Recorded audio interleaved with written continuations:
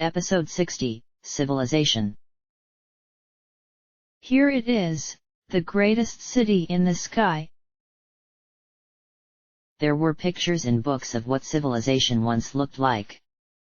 They ranged from the well-lit glass and steel towers of Manhattan to the elegant and classic buildings of Canterlot to the cozy, rural surroundings of Ponyville. There had even been a picture of Cloudsdale. I remembered it as being rather white and boring looking on the page, but now, staring at Thunderhead, I appreciated it a little better. The city was built on the inside of a massive, hollow horizontal torus of cloud, like an empty wagon tire lying on its side. I saw, as the flare edged up into the city from below, that the bottom lip of the tire extended in towards the center farther than the top, creating a sunlit ledge that supported actual living parks. Well, if they could figure out how to make crops grow in clouds, why not grass and flowers? Large, impressive buildings were built into the thick circumferential wall of the torus, and these were decorated with Corinthian columns, friezes of pegasi and griffins in combat, and grand statues that appeared to be marble. Along the ceiling of the hollow tube, hanging down like icicles, were hundreds of plain, cloud-hewn apartments where, from what Glory told me, the poorer folk lived. Equidistant around the city were 6 immense buildings that ran like pillars from the lip of the upper rim to the border of the park ring below. These, according to Glory, were the houses of Thunderhead's government. I had been worried about how we were going to sneak into the city. I had been imagining the city as a place like Tenpony, or even the Society. A building, a cluster of buildings, or even a stable were what had crossed my mind. Places with big, guarded doors where everything going in and out was looked at carefully and judged. Here, there were so many ponies coming and going that entering had been as simple as moving up over the top rim. There were flights of power-armored ponies flying around, but they seemed occupied with something else. The only interference we had was when a grey Pegasus pony with a stubbly chin flew over, inspected the cloud, and told Boomer to get that good, heavy cloud to the work site pronto. And then he flew on, because there were other ponies doing similar things. This was how the world was supposed to be. How it once was. Ponies working, living, laughing. It was like a soap bubble that had persisted for 200 years, protected by its mighty tower and advantages over its neighbors. There weren't ponies scrabbling for their next meal, worried about monsters, or just trying to keep from being robbed, raped, or ripped in two. Once we were inside the ring, Glory had directed us towards the far side of the city. At first, I couldn't tell one part from another, but now I could see that different sections of the city had some subtly different decorations in the form of colored motifs.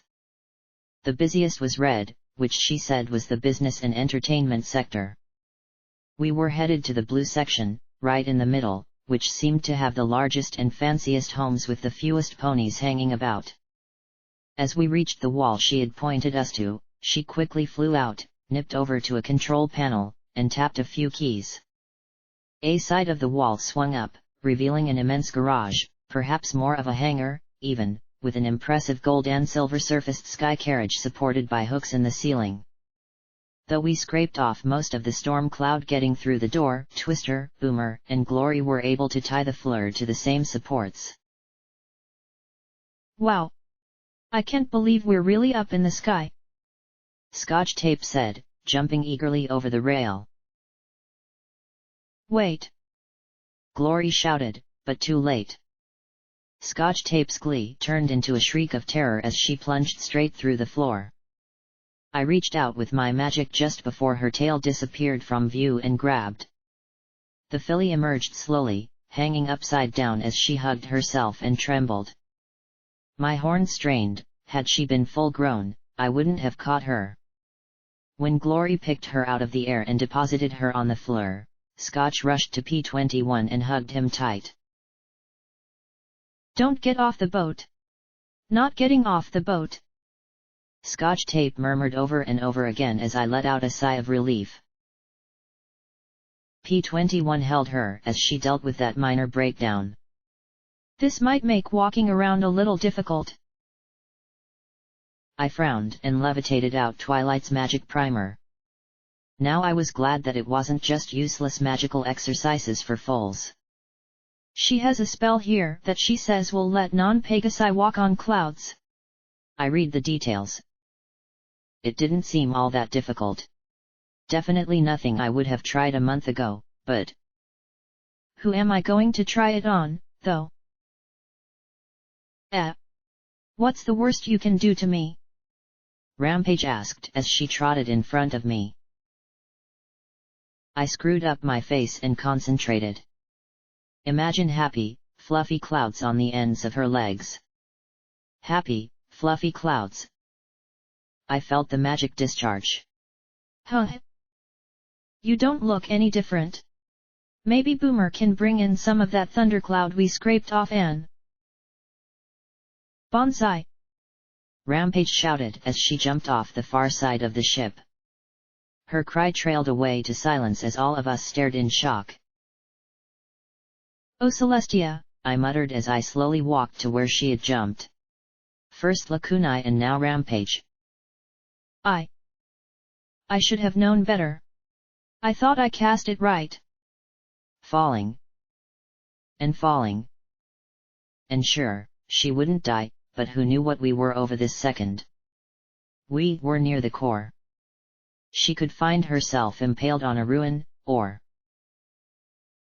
Then a striped pony launched herself over the rail and landed atop me. You did. I was just messing with you, she said smugly as she lay atop me, then frowned and tapped my metal reinforcements. Whoa, how do you and Glory get your sexings on? Don't these chafe? A bit, but so long as I'm on top, it's not too bad, Glory replied as I worked to re-establish my ability to speak. Rampage! I'll kill you! I yelled as I tried to punch her. Promises, promises, she drawled as she almost casually pinned my metallic legs under her hoof claws. She looked over at the traumatized Scotch tape, then down at me, and I saw a shadow in her eyes. But then she grinned as she fought it back. Hey Scotch! Watch this! She opened her mouth and let a giant dollop of saliva roll along her tongue. No! No no no!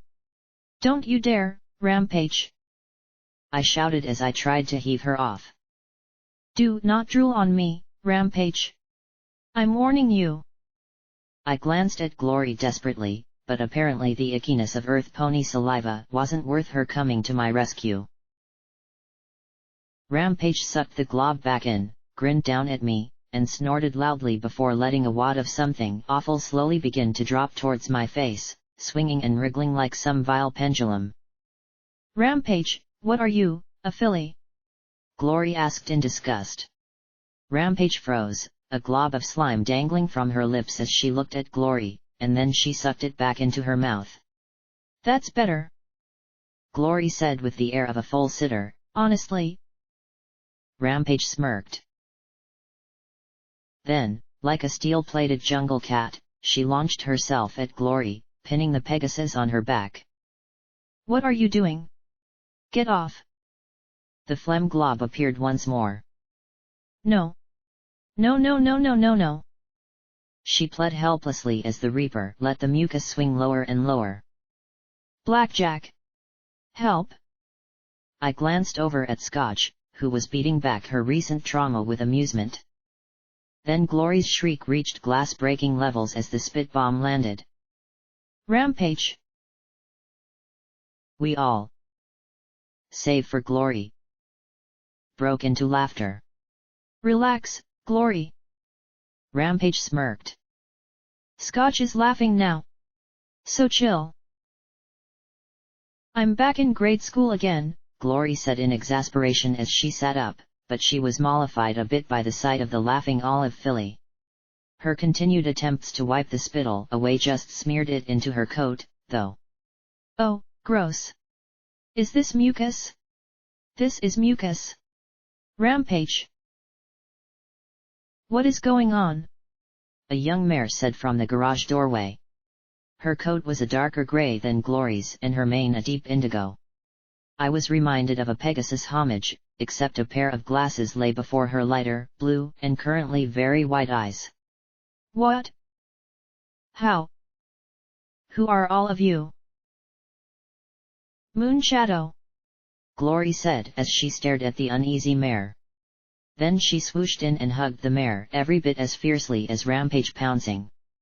Moony. Moon Shadow struggled to push Glory away. Rainbow Dash. Her lip curled, clearly uncomfortable with the gooey embrace. Who? What? Her eyes turned to the fleur, then to all of us. What's going on? It's me. Morning Glory. I'm home, she said with a grin. But it quickly faded as Moon Shadow pushed her away. Moon Shadow. The mare shook her head slowly. No. You can't be. It's Morning Glory, Moon, Dusk said loudly as she stumbled onto the deck and faltered to the rail. She glanced at me, her lips pursed, and then she awkwardly fluttered down to the floor of the garage. Her bandages had been removed, revealing the swollen, livid injuries to her head. I hadn't remembered exactly what I had done to her. Apparently it had involved ripping her helmet open and nearly crushing her skull. The swelling had gone down, but skull fractures took longer to heal without magic. Dusk? What happened to you? Moon Shadow asked as she rushed to swaying Pegasus's side. Feeling awkward, I got to casting the cloud walking spell on myself and the others. And? Rainbow Dash. Got hurt down below, she replied. But yeah, that's Glory. Come on. I'll explain everything. Then she rolled her eyes a little. Actually, I'll just hit the important parts. I can't begin to explain everything. But let's go inside. Moon Shadow looked from Dusk to Glory and back again. Glory grinned sheepishly and added, and I'd really like to wash my face. Really. But Moon Shadow wasn't smiling. The dark grey mare's blue eyes turned and regarded the rest of us coolly. I see. Very well. Welcome to the Striker Estate. Frowning, she led us all inside. A cool welcome indeed.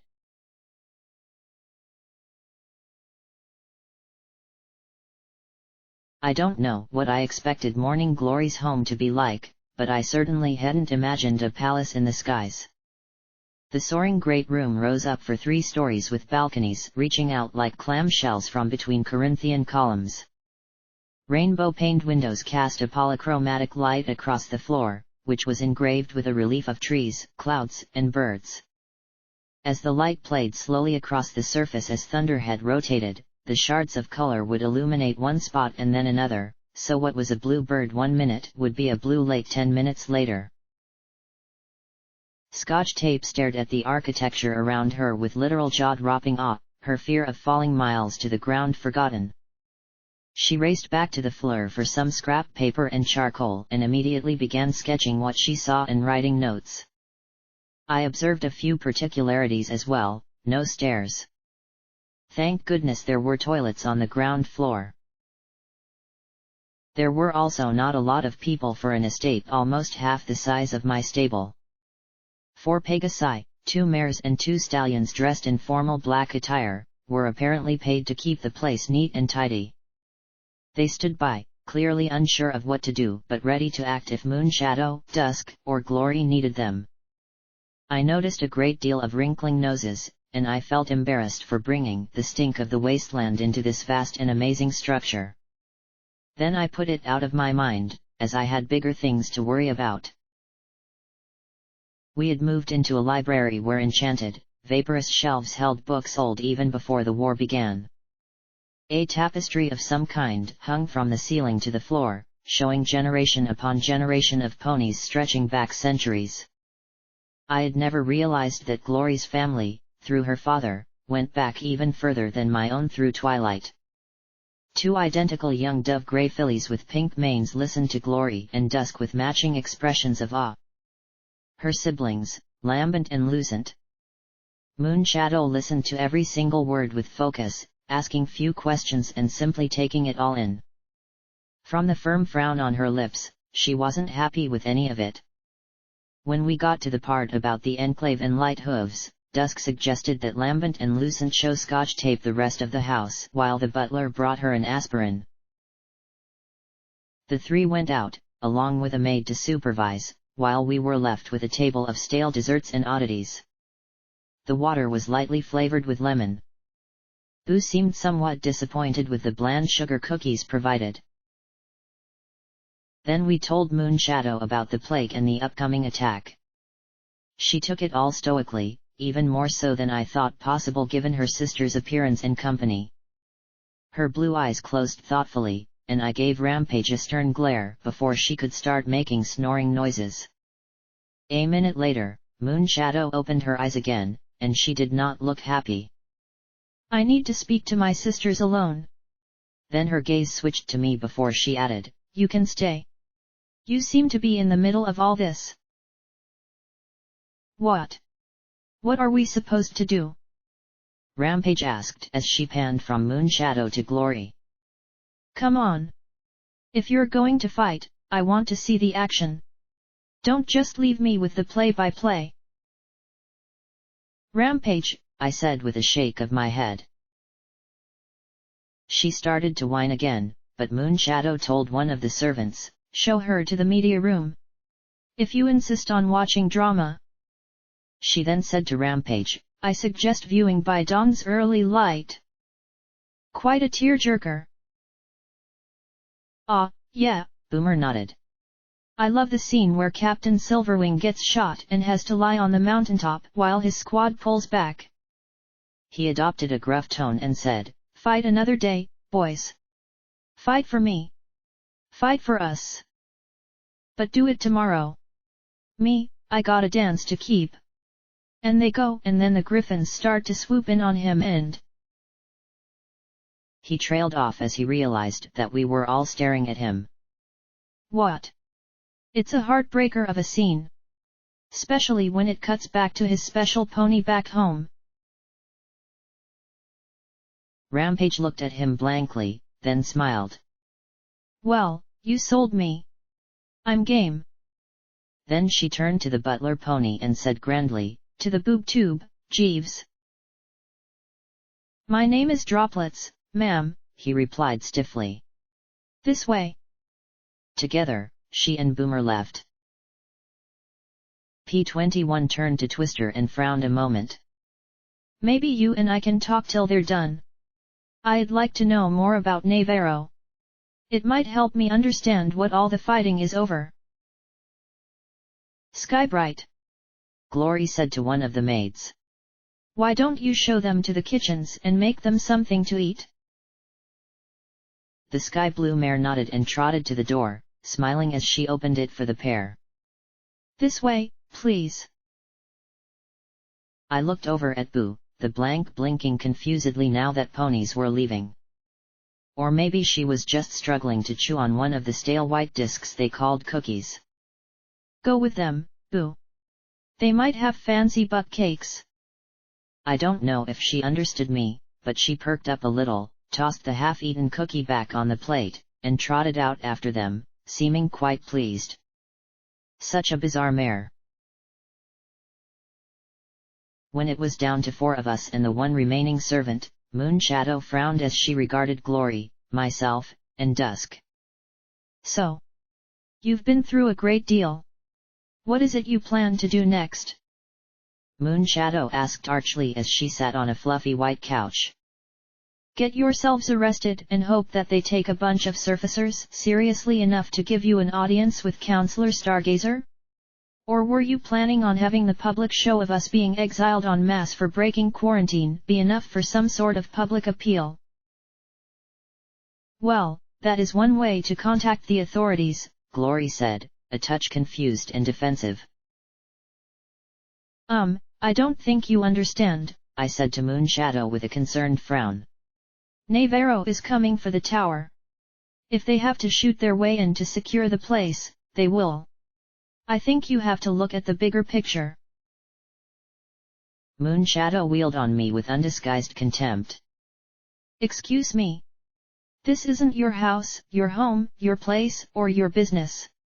Do not tell me what I should be looking at. Morning Glory bristled. Do not address her like that, Moonshadow. Blackjack is my mere friend. Congratulations, Moonshadow retorted, full of scorn. You discovered fornication. She rose and turned away to gaze out the window. Maybe next you might discover familial obligation. What's gotten into you, Moony? Glory asked, clearly at a loss. The grey mare smacked her hoof on the table beside her, making the china rattle. Becoming the head of a household when father and two of my siblings disappeared got into me, she said without turning. Something I don't expect either of you two to understand. Hey, Dusk groaned, scowling as she started to rise. Then she touched the side of her head and leaned back in her love seat, but she continued, don't talk to me about family. Oh. Moonshadow whirled, glaring at her. You ran off to join the military the first chance you could get. I understood that. Following in father's hoofsteps and all that entails. But did you ever think about who would head this family when you just left to do your security training? There was an attempt to bring scandal on us by saying that Glory had gone Dashite. Her hard blue eyes turned to Glory. And so you did. More Dashite than I had thought possible. I had no choice in that. Glory began as she launched herself from my side and hovered in the air, pointing a hoof at Moonshadow. Light hoofs branded me, and magic weeds transformed me into this. I never asked for this trouble.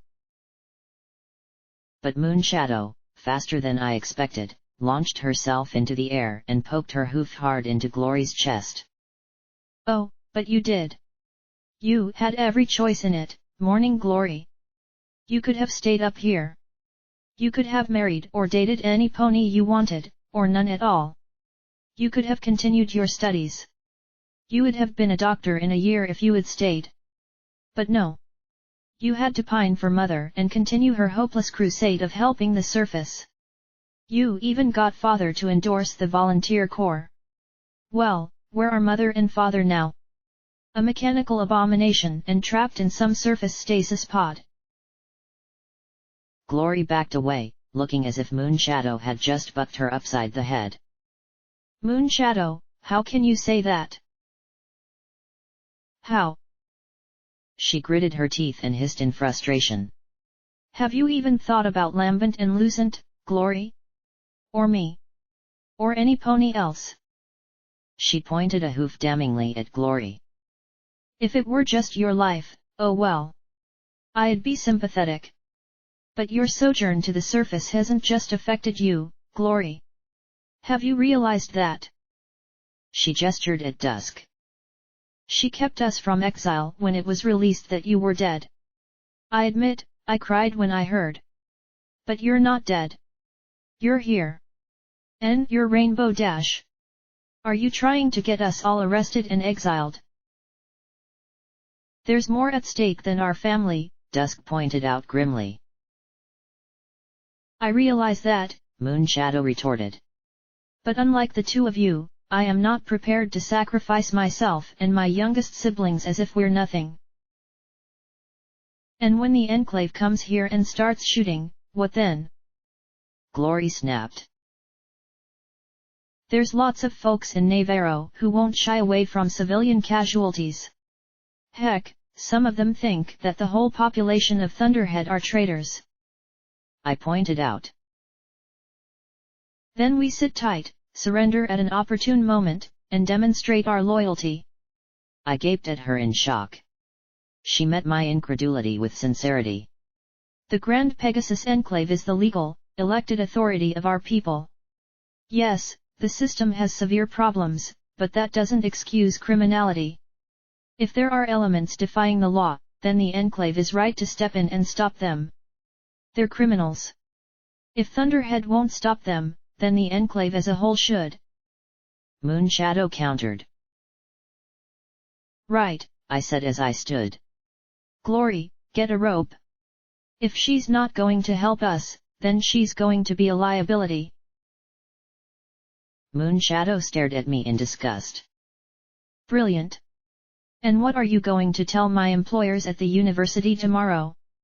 I have never taken a sick day in my life. And what of our servants' families? What are you going to tell them? Then she asked, cool and contemptuous, or are you just going to kill us? I sighed. This was going to be a lot more difficult than I expected.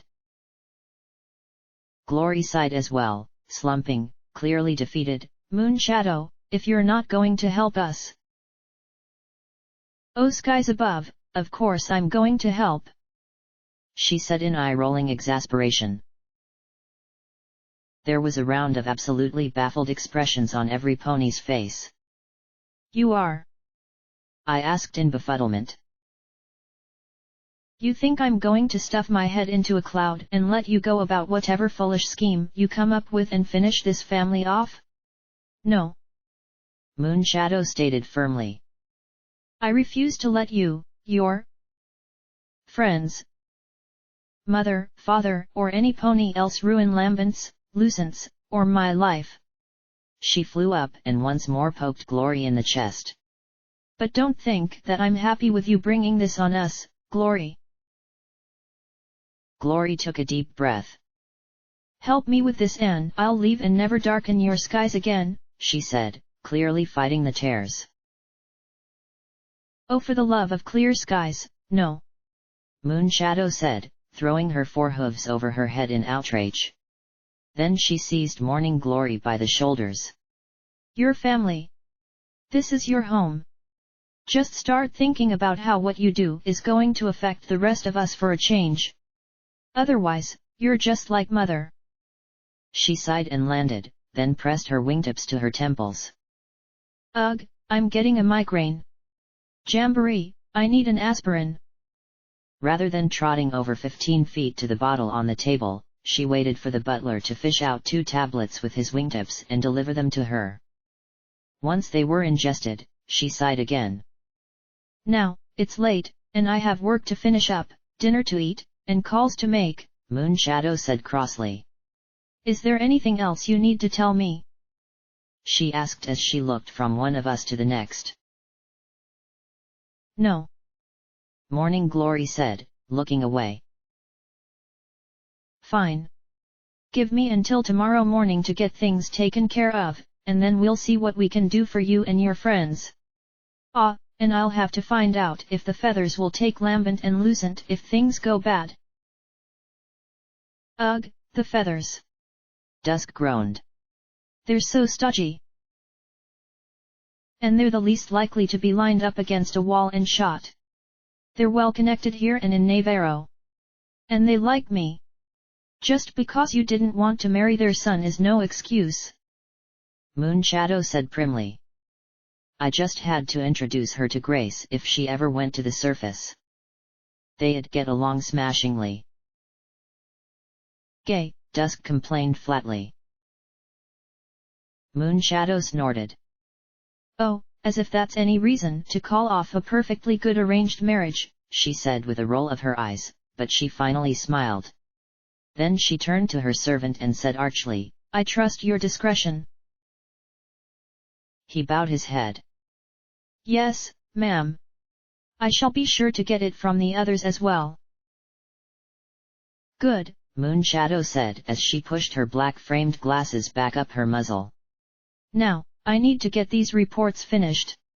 Particularly given that we might be at war any day now and I'd hate to have incomplete assignments hanging over my head. Excuse me. And with that she rose and exited the library, the servant following in her wake. 10 raptors are coming here to seize the tower, and she's worrying about paperwork? I asked in bafflement. Dusk shook her head, then winced. Glory sighed. She's always been the responsible one. I didn't know how angry she was with me, though. I thought she liked me. She does, Glory, Dusk said with a smile. She's just cranky. Moonshadow is a perfectionist, if you hadn't noticed. Smart, sure, but organized too. I used to amuse myself for hours nudging her picture frames off level and then watching her drive herself crazy. Or sharpening one pencil a little more than the rest. That annoys me too, Glory said with a frown. Well, it did. After the wasteland. Yeah. But Moonshadow I could see trying to organize the empty cans in order of rustiness or something. Dusk said with a tired smile. I can't believe she yelled at me, though. I didn't think Moonshadow could yell. Glory said ruefully. You never rifled through her desk. Could have been worse. At least she didn't try and kill you. Dusk said quietly. Sorry about that, by the way. She rubbed her head and winced. Stupid skull fractures. Healing potion didn't help. Glory asked with a concerned frown. Helped a lot, spending a week or two locked to a gurney and being questioned half the time didn't. Hopefully my brain will get the memo and stop hurting. It's nerves in the bone and muscle or meninges. Brain tissue doesn't have. Glory trailed off in the face of the flat look from her sister. Right. Sorry it hurts. Twister and Boomer came back in. So, what is the plan for meeting with the counselor? Twister asked Glory. I mean, y'all got some sort of family connection or something. Right. Actually, Glory rubbed the back of her head. I was expecting Thunderhead security to knock on the door 5 minutes after we arrived. I didn't think we'd actually make it all the way here. We all stared at her with expressions of shock. What? She said defensively to me. You had disappeared to marry Pony, so I just figured I'd do what you would do and make it up as we go along. Glory, I said plaintively.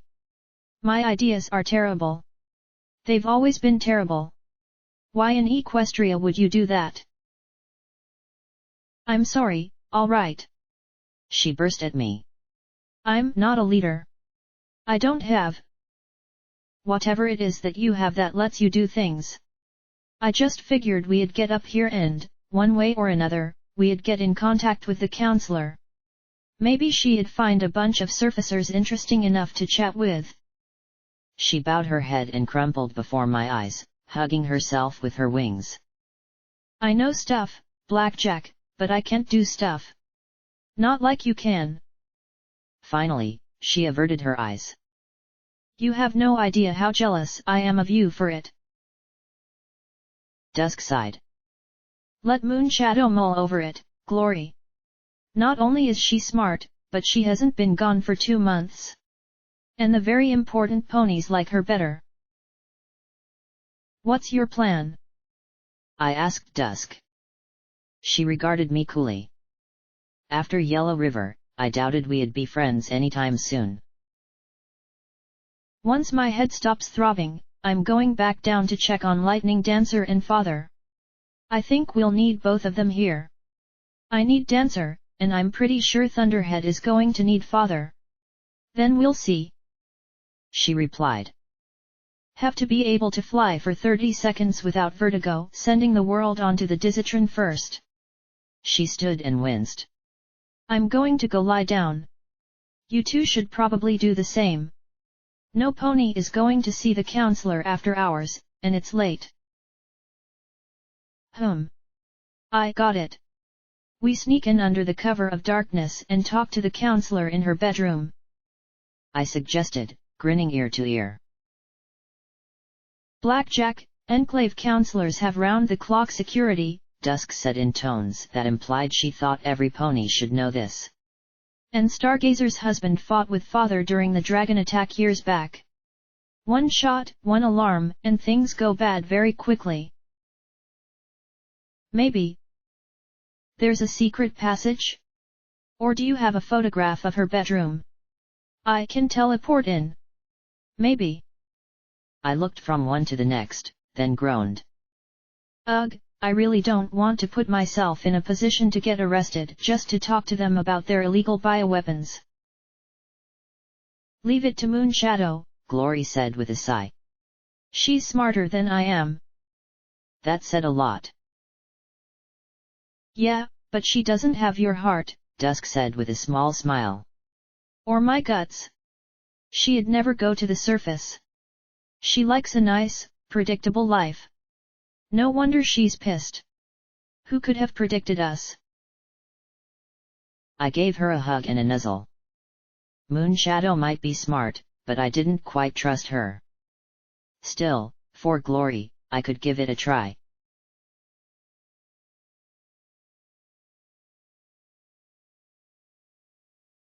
Nothing much happened that evening. Rampage broke out bawling while we were in the kitchen with P21 and Twister. Apparently the movie had been all Boomer said and more. Scotch Tape was speculating how much of the manner she could copy with surface material. Boo was quite put out at the lack of fine snack cake cuisine in the household. That night, all of us except Twister and Boomer slept on the floor. Twilight's book said it would last for 3 days, but I wasn't as good at magic as she was. There was no way I was going to get to sleep with the thought of plunging down through the clouds without warning, so we cleaned up the beds for the night. Glory and I spooned together, me stroking her wings gently till she drifted off. It took me a while to follow her. I never thought I'd miss being tired. I knew, abstractly, that I needed sleep. I just didn't feel like I did. I breathed in the clean smell of her mane. Purple or rainbow striped, she still smelled like my Glory. And let my brain gradually shut down as the floor quietly creaked around us. What was waiting for me? Nightmares? Memories of Lakunai's passing? Worse? I guess I would see.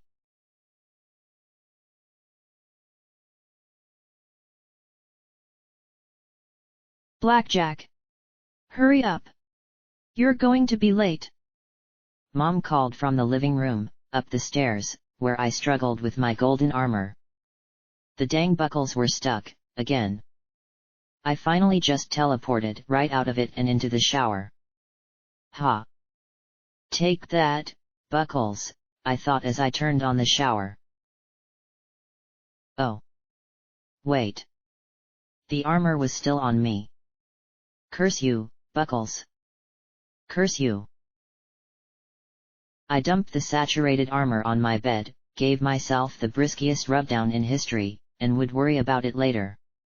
I raced down the stairs so fast that I barked my shin where the stairs took a corner.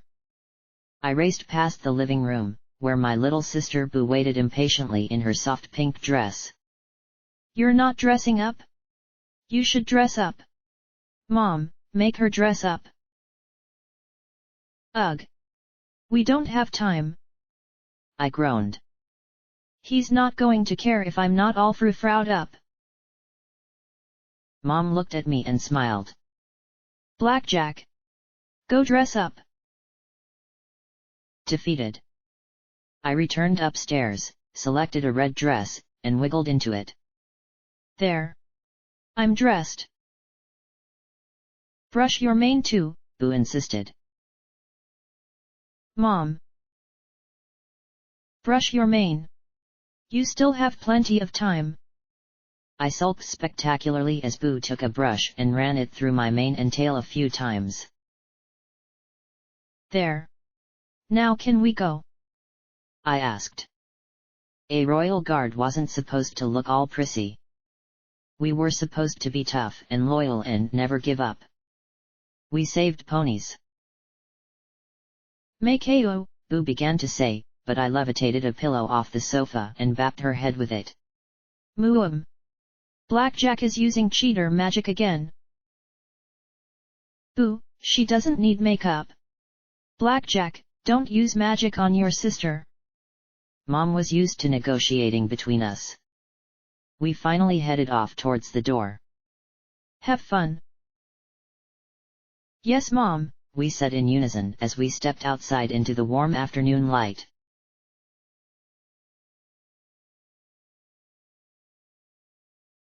The creak woke me. It wasn't like most of the noises on the floor. Those were soft, repetitive, soothing things. This was one, singular, groan of a plank on the side of the bed that I was facing. One eye opened, and I stared at the empty air above Glory. Nothing. Go back to sleep, Blackjack. 6 sleepy ponies in my head all agreed. It was far too early for this. But something had made that board creak. I stared at nothing while Glory slept like a log beside me. Then, not making a sound, I drew my sword from its scabbard. It floated slowly over Glory, illuminating her features. I waved it slowly through the air along that side of the bed. Then the air on the other side of the bed gave the slightest of shimmers. A pony with a stealth buck was standing right next to Glory. I tensed, ready to strike. Then the shimmer disappeared entirely as they moved away from me and the bed. Were they just backing away to fire from out of range? The door opened with the slightest of rasps all on its own, and as quietly as I could I slipped out of bed. Something was very amiss here. Thankfully, Glory's snores covered the creak of my own hoof falls. I looked out into the hallway, checked in one direction, then the other. A tin can rocked slowly back and forth by the stairs leading to the deck. Step by step, I walked out into the open. If this was an assassination attempt, they could have dusted me a half-dozen times before now. I swapped from glowing sword to glowing revolvers. I know you're here, I said quietly as I turned around slowly on deck. I also know you probably could have killed us down there before I woke up. Or in the hall. Or now. But you haven't yet. So I'm guessing you're here for some other reason. Still nothing. Had they gone? All I could hear was the sound of wind outside the city. Then the air flashed and the ponies showed themselves at the prow of the fleur. I had seen Enclave power armor before, but I had never seen power armor like this. It wasn't the clunky or Navarro style of armor nor the smoother lines of Thunderhead, this armor concealed every inch of their body, even the underside of their wings. The uniform black was broken by lines of purple. It had a black cape and a wide-brimmed hat, of all things.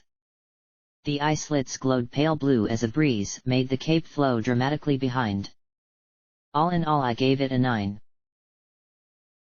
You need to leave, the pony said in a low, synthetic voice that raised my hackles. Make that 9.5. I gestured to the airship. It's my boat. You're the one trespassing. I didn't see any guns on the armor, so I lowered mine. What's your name, friend? No pony you need to know, they replied. You're not Little Pip, are you? No. I'm security. Blackjack, to my friends. I saw the mare start at my name. You've heard of me. Sorry. I promise I'm not here to blow anything up.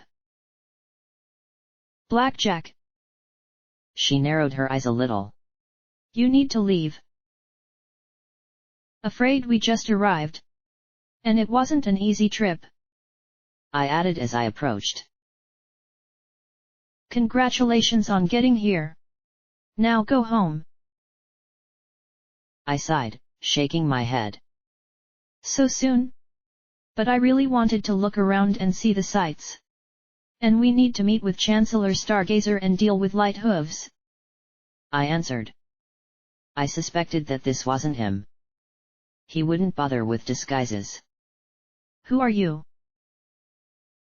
The pony dealing with the situation. Leave. The dark Pegasus replied. Stallion? Mare? Well, it was hard to tell with power armor and robo voice. You're not one of the bad ponies, but I can't let you stay if you're going to do what she said you would. She? She who? Dawn? Crazy thought here. You could work with me, I said with a grin, gesturing at them with outstretched hooves and then back at myself. Help me out, oh mysterious one. The pony didn't answer. Come on. Who are you with? Thunderhead? Navarro? General Storm Chaser? Light Hooves? What? They approached me. I'm the one telling you to get out of here. I don't know if she was right about you or not, but I can't risk you throwing everything off. You're trotting on stage, thinking you know the steps to this dance. You don't. Trust me. Go home. Light Hooves and the Enclave are being handled. They turned away. Well, some pony got an A in their be cryptic as possible class. We can't do that. I came up here to help Thunderhead. To help the Enclave too. The pony stopped. I can appreciate the irony, and the sentiment. I also appreciate how asinine your position is. However, you should leave. Thunderhead law enforcement will be occupied tomorrow, so you should just pad your ship again and go home. You have your own problems to worry about. Thunderhead is Glory's home. And I can't just leave when everything is about to go wrong. I love her. I finished. There. I said it. Now they had to help me. The mysterious black and purple pony stopped. Well. That's admirable. Then they looked back at me. Go home. I'm told you're supposed to do big things down there. Like the other one. If you don't leave, I'll have to tip off security, and you'll be spending your time out of the way till this is over. And with that, they disappeared in a purple flash.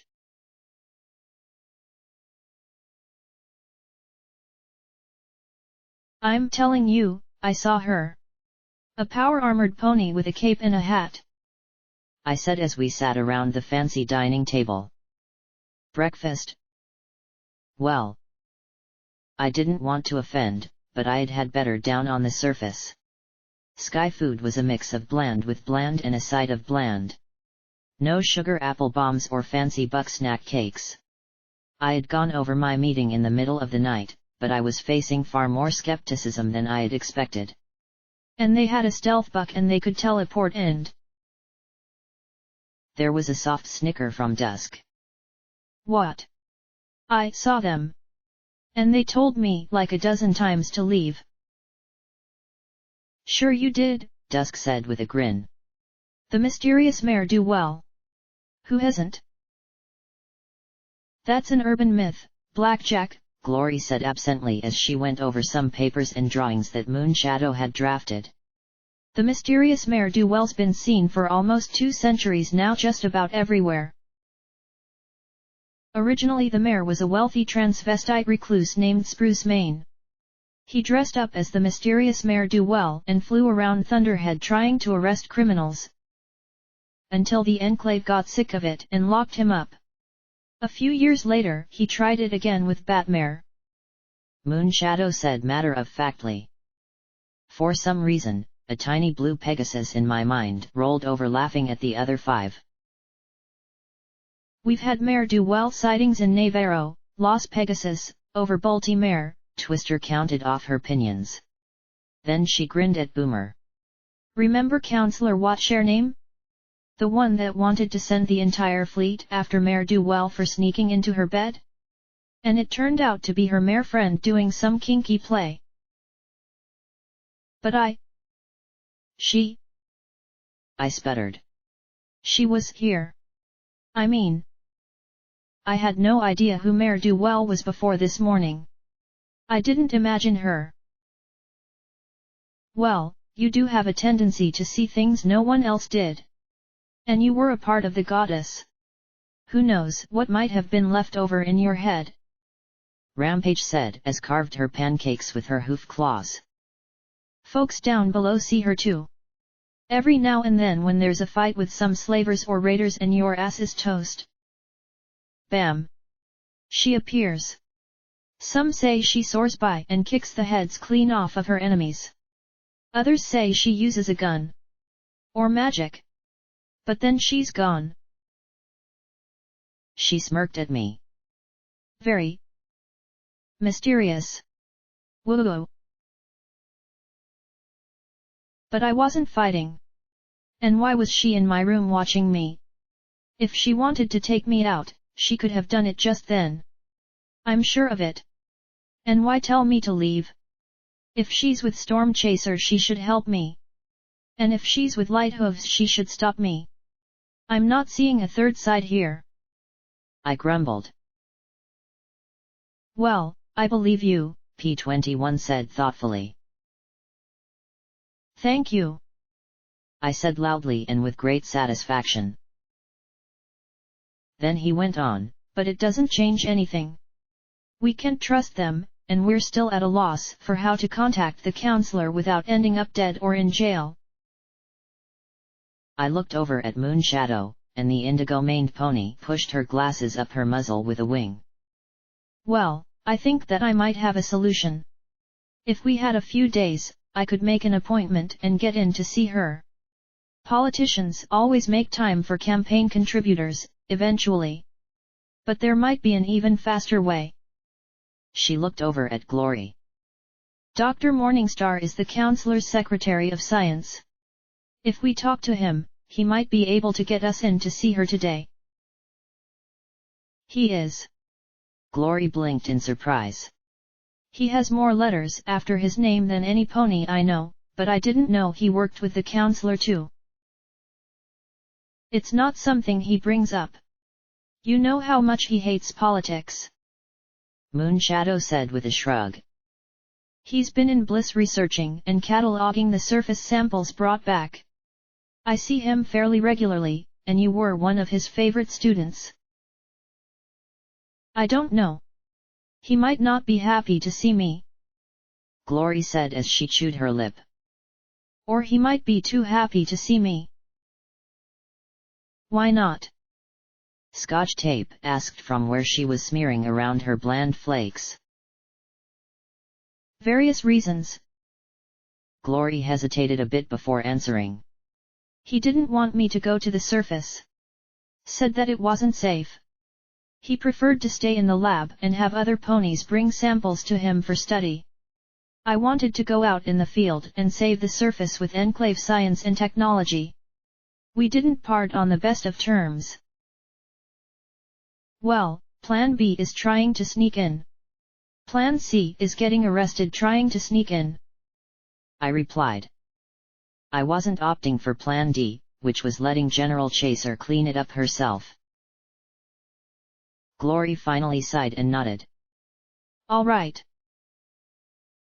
Good. So, how are we going to get there?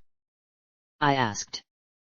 I looked around at the hapless and thoughtful expressions as we tried to think of how to get 1 cyber pony, 3 earth ponies, 2 Navarro Pegasi, and 1 rainbow dash across Thunderhead. But Moonshadow only smiled.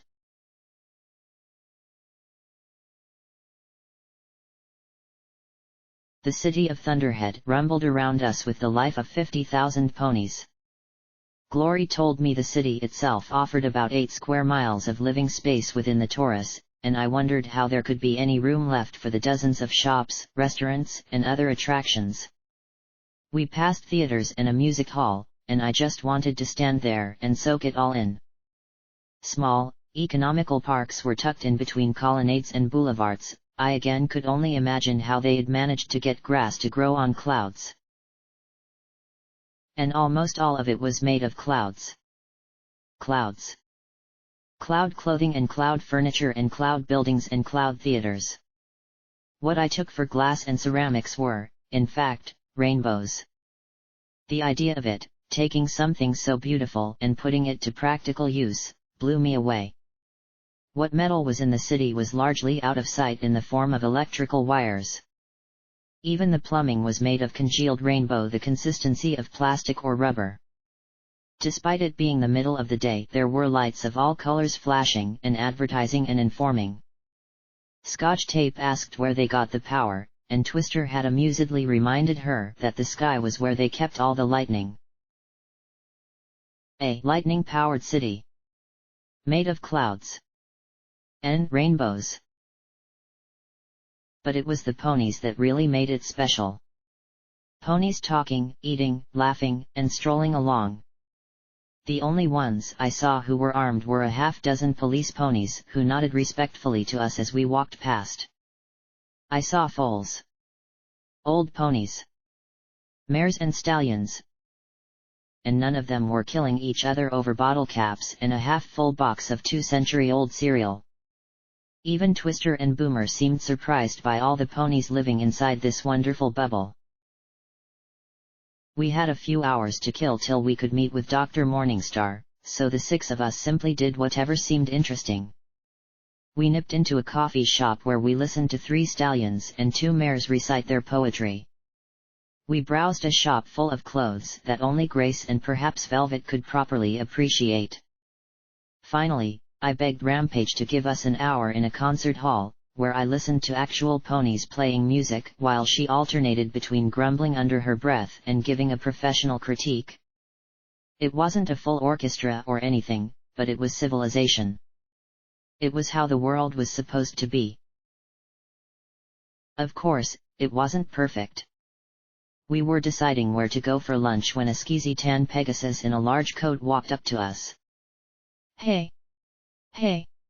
Want some bees? Some what? Scotch asked in confusion. The Pegasus grimaced. Come on! Some bees. I got a fresh batch. Blue. Straw. Boys. Rasp. I got it all. All he said, and then he spread the coat wide to reveal dozens of small baggies filled with roundish colorful objects. Straight from the surface. Best shit you ever tasted. Ah, civilization. Every pony keeps staring at us, P21 muttered as we ate at a bizarre noodle cafe. A huge screen over the counter flashed advertisements for feather straighteners before going to some game involving 2 teams of flyers trying to maneuver an ovoid cloud through a ring. Trying to follow their moves gave me a migraine. The cafe was crowded and noisy enough that we could talk without being heard, but empty enough that there wasn't much risk of some pony running into me.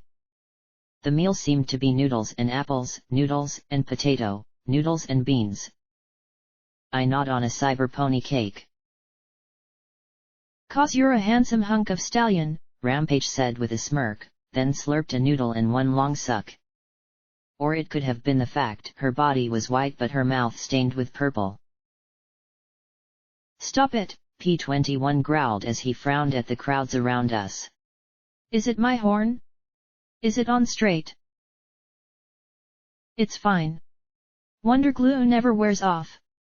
You'll wish it did when it comes time to take it off," I assured him in low tones. I didn't think the Pegasi around us would hear a patch of empty air talking, but why take risks? The horns came courtesy of a Pretty Princess Alicorn play kit.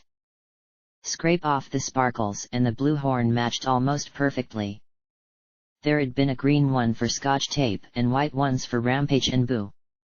Hopefully no pony noticed that their magical glow was all the same color as I manipulated things around them from under Lancer's cloak. "She's right, Daddy. You look good as a unicorn," Scotch assured him, then blinked and hastily amended, "I mean, you're a good-looking unicorn." "Yup. Real good." She appeared a little young for an Enclave adjunct in her purple Enclave coveralls. Flustered, she glanced at her fork and cleared her throat in annoyance. I made with the magic, twirling the utensil in the bowl and popping it in her mouth with a little more vigor than warranted. "I'm surprised no ponies stopped us or anything," P21 said with a frown. "Our plans don't go this well." "Of course it's going to work. It's not my plan," I reminded him. He glanced in my direction, then snorted. Your plans aren't so bad. Did he forget the last month? Well, you are being escorted by 3 ponies in power armor, Boomer said. Might be that's keeping them back. Though I have to admit that I prefer our old armor.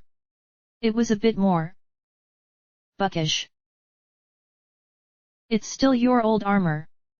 Blackjack just altered it to match Dusk's. That's all.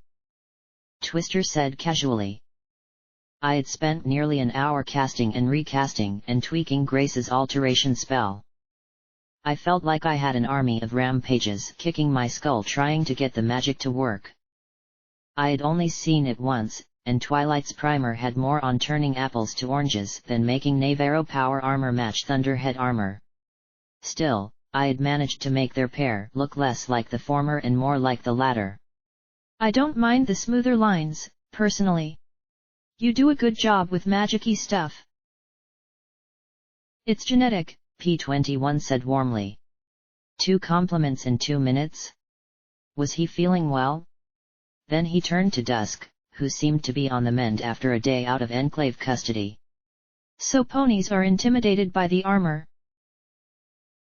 Partly, Dusk said in low tones, but mostly, it's that you're what every pony expects to see. Unicorns here to do a job, with a standard military escort. I've done it 5 times myself. Babysitting detail. The unicorns gape and stare, like you are. I know what the paperwork looks like and the lingo and most of the security ponies by name. Her smile faded and she frowned at the crowd. Honestly, I'm a little surprised none of them have stopped us. My visitor last night said they wouldn't, I muttered. That got a fresh round of skepticism. Dusk sighed and shook her head. Well, I'm still technically missing in action, so I can't call in and verify. You should go to the hospital, Moonshadow said in concern. Dusk scowled at her. I've been locked in a med bay for more than a week. And the second I trot into a hospital, a whole lot of ponies are going to have a whole lot of questions for me to answer. Dusk said sharply, then groaned and rubbed her temples. I want to get back down there and see Father and Dancer before I spend a month in debriefing and medical treatments. Then she glanced over at her other sibling. What's the matter with you, Glory? You keep fidgeting. We all looked over at the 3rd suit of power armor. All any pony could see was a blue muzzle and wings. Everything else was enmeshed in steel. I gotta go, Glory muttered. Go where? I asked with a frown. But at the question, 3 mouths suddenly grinned. What? I asked in bafflement as I looked from Dusk, to Boomer, to Twister. Oh, first time so precious, Boomer chuckled. Shut up. How do I mean... Glory stammered. This is an emergency. How do I... You just do, Twister replied a little sympathetically. Boomer was silent for a moment, then he sighed, like that. Scotch tape went bright red and covered her mouth with her hooves as she giggled, her eyes bulging. Wait. What? I asked in confusion. I can go here. That's disgusting. I blinked at her and looked at her bowl of noodles. Sure, they were a little bland, but... Why was a purple unicorn covering her face with her hoof? Rampage gave an ooh of comprehension. Power armor handles that. Oh yeah, Dusk said with a nod. Unless you really piss off your mechanic. Trust me. You only fly with those talismans disabled once. I always wondered how they went, Rampage mused. Then I made the connection and blurted, oh. You have to go take a dump. A half-dozen conversations stopped as every table around stared, wondering which of us had made such an uncivil comment in a civilized setting.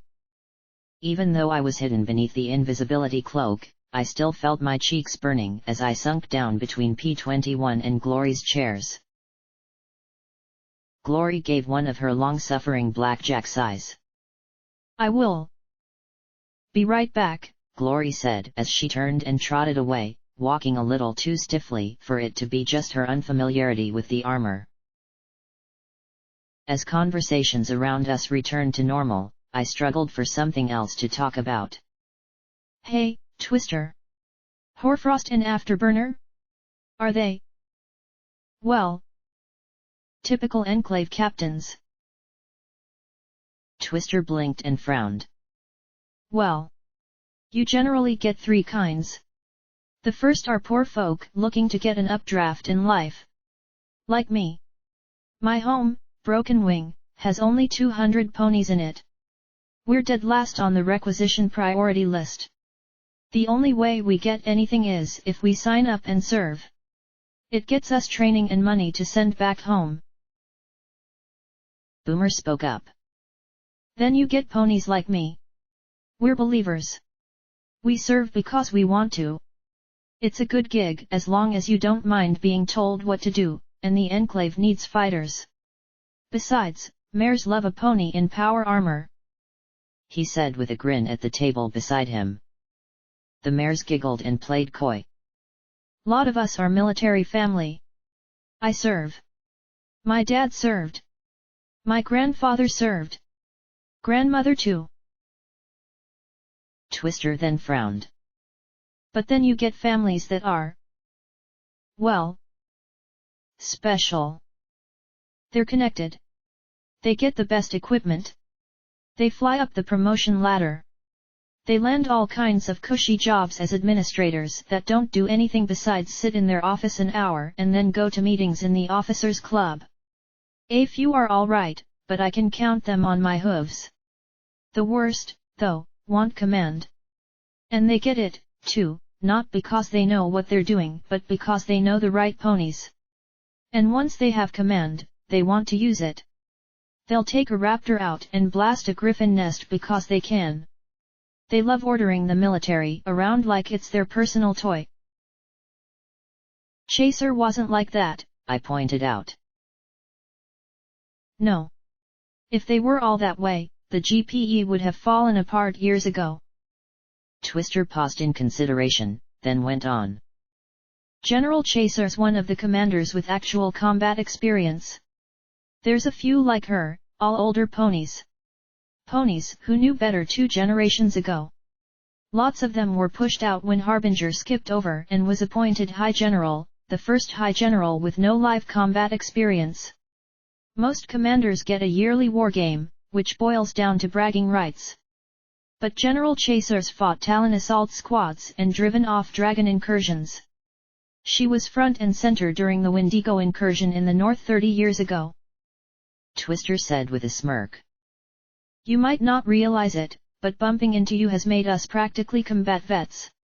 If we live through this and the shit doesn't hit the fan, we might even be bumped up ourselves." Boomer chuckled. "I'll finally make Sarge. And Mama said it'd never happen." "I didn't know that. I thought that all Enclave soldiers were well experienced," I said quietly. "Well drilled. But drills only take you so far. Then you run into a unicorn in a restricted area and you try to detain her and she thumps all 3 of you and rides you off into the wasteland," Twister said with a frown. "Thank goodness we were able to gloss over the details of that. Fact is, Enclave's in trouble. Most ponies know it, but we just don't think about it. Live for today and don't think about what's going on. Hell, I was like that before bumping into you. But no pony's doing anything about it till now. With Thunderhead bucking the system and Mary Pony." Boomer began, but then the screen lit up just as one of the stallions kicked the cloud ball straight at the ring like a bullet. The game was interrupted by a special bulletin, and the cafe erupted in boos and gripes. Still, the volume was more than sufficient to hear over the outcry. A somber grey stallion held paper in his fetlocks as he stared soberly into the camera. This is TNN with a breaking report. We have just confirmed that the explosion on the edge of the ever-free no-fly zone was in fact a balefire detonation device. The military has stated that the weapon was an obsolete city killer equivalent to the device that destroyed Cloudsdale 2 centuries ago. While there are no civilian casualties, Enclave military has yet to confirm or deny rumors that several Raptors were critically damaged in the explosion. The screen cut to green Pegasus mare in an Enclave uniform. This is our official statement of events. The Enclave discovered the presence of a Zebra balefire weapon being stored at a pre-war facility and deemed it a critical threat to Enclave civilians. In the course of disarming the device, it detonated. Minor radiation spikes were detected in the settlements of High Cloud, New Pegasus, and Hightown. No civilian casualties reported. If you suspect you have been exposed to balefire radiation, please report to an Enclave medical facility. Here it comes, Dusk said with a roll of her eyes, the reminder. The green mare droned on, with pictures popping up in the corners of the screen. The Enclave military believes this should be a lesson to all citizens of the GPE that the surface, even after 200 years, remains exceptionally hazardous and beyond our ability to return to for the foreseeable future. While we doubt there are other weapons such as this, the possibility persists of catastrophic damage from the surface.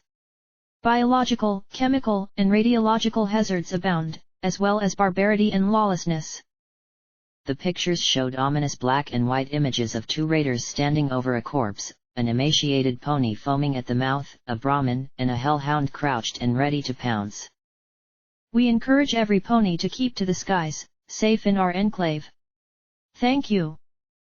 Dusk said the last line verbatim under her breath, perfectly in chorus with the green mare.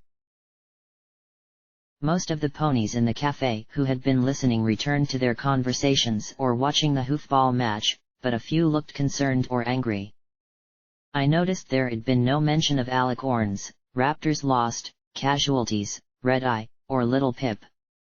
I supposed that the Enclave would like to be covering it up entirely, but that when a balefire bomb went off some ponies were likely to notice. Then a pink mare approached our table. Excuse me. I was just wondering. My husband was on the wind cutter. He said he'd contact me a week ago, but I haven't heard from him. Do you know? The mare trailed off as she gazed in equal hope and nervousness at Twister. Twister looked at Boomer a moment, then back at the mare. I'm sorry, ma'am. I can't say. Oh. I'm sorry. I just thought. She sniffed and averted her head. Excuse me. When she had left the cafe, I said, That was one that was lost at Mary Pony, wasn't it? Yeah. It was. Twister said, her lips in a firm frown. I had some friends on that ship too. Good ponies. She sighed and shook her head. Demmed stable dweller. Little Pip didn't know, I said immediately, getting some more looks. Hopefully the patrons would think ventriloquism was a unicorn trait. If she had, I know she would have done something different. Actually, I didn't know. Maybe Little Pip would have found another way. But she had killed hundreds, maybe thousands, of hellhounds with that bomb. Maybe she would have blown it anyway. Twister sighed. I'm not saying she did. But that's hard to swallow, stacked up against friends I'll never see again. Glory trotted back to the table. We've got to go. Dusk sighed. For the love of clear skies, just go. The armor takes care of it.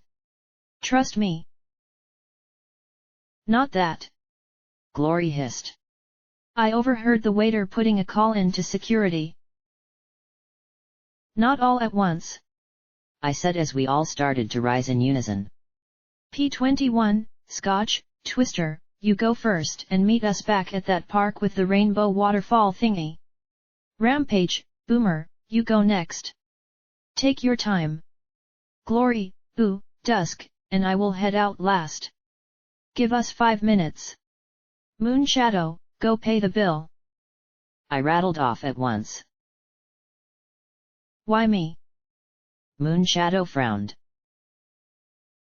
Because of all of us you're the only pony not a fugitive, from an enemy faction, or from the surface, I replied as softly and seriously as I could manage. And if any pony asks, you can blame it all on Dusk. Gee, thanks, Dusk said dryly as P21 and Scotch Tape followed Twister towards the door while Moonshadow trotted to the counter to pay the bill. Hey, I'd take the blame, but I don't think Thunderhead knows about me yet, I replied. I'd say they do, Glory said in a faint voice as she stared up at the television screen. A flashy, bold animation done in brilliant colors was starting, and I froze in bewilderment as I stared at an animated copy of myself blasting away raiders. Or were they mutants? With a shotgun and a maniacal grin. Next to me was an annoyed-looking little Pip. A cocky Calamity flew overhead while P21, far more sulkily handsome than ever, blasted a whole battalion of feral ghouls with a missile launcher, then coolly blew his bangs out of his face. And where'd he get that bandana? A vapid homage and grey-coated Glory hung in the background. Most incomprehensible of all was a strange pink filly with a toy gun that somehow brought down beams of light from the skies. Rampage seemed cast as a villain, wearing bladed armor and grinning psychotically. The animation ended with the bold title of Wastelander, and that it was coming next month to the Fantasy Channel. They made me into a cartoon, I muttered in a daze. They? Who? How? But... I sat down hard. I had nothing. My life had officially become entertainment. Unfortunately, I was so entranced by the surrealism of seeing a cartoon of myself that I missed the waitress walking behind me with 2 trays of food on her extended wings. Being invisible, it was easy to forgive her for walking right into me and dumping a half-dozen bowls of steaming noodles all over me. Really, I had been hurt by worse, but I made a sudden discovery: zebra stealth cloaks don't work when soaked in broth and coated in wiggly noodles. The waitress gaped at me, every bit as stunned as I had been second ago. She took in my metallic limbs and plates fused to my hide and had a completely rational reaction to a cybermare appearing out of thin air. She screamed at the top of her lungs as she backed away as rapidly as possible. And then everything went mad. The crowd tried rushing out at the same time that blue-uniformed Pegasi were trying to get in. I looked at Glory and Boomer. Get out of here! I'll find you later! I held up my foreleg with my pip buck. Right. Rampage said as she glanced at the scrum at the door, then at the wall. That wall doesn't look all that structural. Got it, Boomer said as he pointed his beam rifle at it. The tips glowed bright red as the weapons let out a hum of charging up. But it might tack. Rampage charged across the floor and slammed her hooves into the wall again and again in a fury that tore the wall to pieces. The white surface disintegrated into fog, and she trotted back to Boo and casually hefted her onto her back. What? They're clouds, she said scornfully, then trotted out again. Wallop my withers. Are all Earth pony mares like that? Boomer asked, then shook his head hard. Never mind. See you later, he said as he trotted out. I saw Dusk and Moonshadow by the exit, the latter making a good enough show of panic that they didn't notice the former ducking her head in pain. That just left. I'm not leaving without you, Glory said firmly. Yes, you are, I contradicted. From the laying back of her ears, I knew I was in some pretty big trouble. Glory, They just freaked out because they saw a cyber unicorn. How will they react when they realize there's a rainbow dash in Thunderhead? I grabbed her and kissed her firmly on the lips to forestall any argument. I could hear very authoritative shouts outside. Why did it feel like Mayor Duwell's 24-hour leniency was suddenly a lot shorter? Don't worry about me. Worry about you? I'm worried about Thunderhead. Bad things happen when you're on your own, Blackjack. She said as she smiled, then hugged me. I am worried about you. Hey, I said as I levitated off the cloak and wrung it out in the vain hope that that would fix it. Things were way too quiet anyway. You go meet up with the others and talk to Dr. Watchis Nam. I'll keep everyone busy. Try not to blow up my home by accident. Please. Glory said before giving me one last parting hug and rushing out. The whole rampage had ripped open. I put my guns away. These were security ponies, just like back in Stable 99. I wasn't going to shoot them, but I was going to make them earn their noodles today. I burst out the front door and beheld the one skywagon and the half-dozen officers around it. They stared at me. I grinned at them. And then things rapidly went downhill from there as I pounced into the midst of them like a cybernetically augmented jungle cat. I ducked my head under a mare who was yelling something about me surrendering right before I rolled her across my back and launched her up into the air with a buck of my rump. She smashed into an airborne blue stallion, and they both went tumbling to the ground in a heap of clouds. Catch me if you can! I yelled as I raced in a direction away from my friends. I'd have to hide someplace till I got the cloak working again. I didn't dare lead them towards Glory's home or the university. So I traveled in the general direction of away. Only Glory could have been more conspicuous than an augmented unicorn. I raced along the street, yelling, "Clear the way! Excuse me! Coming through! Mad mare on the loose!" I raced through a sidewalk cafe, lifting tables, chairs, and pegasi above me and dropped them down as I rushed past. Of course, that didn't do much for ponies who could fly, but still. It was attention on me. I dove into a shop and tore out the other side trailing a half-dozen garments. Really, polka dots? Those had to have gone out of style 2 centuries ago. Halt right there! A burly red stallion shouted as he landed right in my path. Unfortunately for him, he may have been larger than me, but he was nowhere near as dense. I plowed right over him like a train through a fog bank. Or? Continue. That's good too. He groaned behind me. Sorry. I bellowed back at him as I jumped over a table and the startled ponies eating lunch. Oh yes, it seemed like I had quite shaken things up. A half-dozen police dived at me from every corner. I could have killed one, made a hole, and evaded. But if I was going to start down that road, I doubted I'd kill just one. We got you! A mare shouted as I closed my eyes and concentrated. Come on, Horn, you can do. Apparently it couldn't, as the 6 ponies piled on me from every side. I focused. Pushed as I was driven to the ground under the mound of ponies. I think more were piling on top of them. Even a cyber pony has her limits.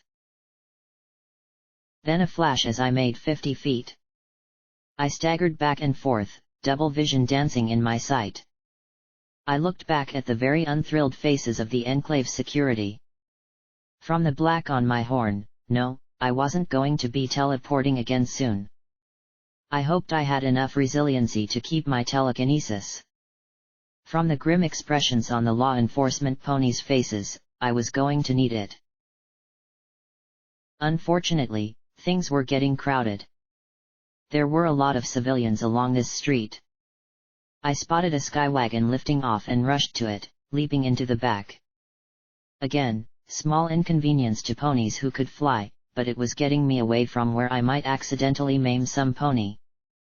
The mare pulling it looked back at me, her eyes wide and not quite believing what was on her wagon. "Give me a lift," I asked with a grin, gesturing upwards with a hoof. She screamed and rolled upside down, dumping myself and half the wares in the wagon onto the streets below. I grabbed an unrolling bolt of brilliant red cloth in my teeth, 4 hooves and magic, and the fabric suddenly went taut and slowed my descent. I soared over the crowds, many whom were gaping and whooping in amazement. The blue uniformed security ponies, however, had had quite enough. They flew over the top of my improvised parachute, hooked it, and lifted. The cloth jerked me up, and I hung there until they set me down in a plaza of some sort. They had gotten beam guns, too. That wasn't good. They might not kill me with those, but it was way too crowded to risk bystand arts. "I give up," I said as I dropped to the clouds. "You got me. I surrender." When my horn was rested up, I'd teleport out of custody, meet up with Glory, and... Then the crowd erupted in cheers, and a white stallion with a silver mane and a spectrum burst for a cutie mark pushed his way forward. His eyes were hidden by opaque black glasses. "That was magnificent. Exactly how BJ would do it, babe." He put a hoof around my shoulder and waved to the crowd. "But you weren't supposed to start the publicity stunts until next week."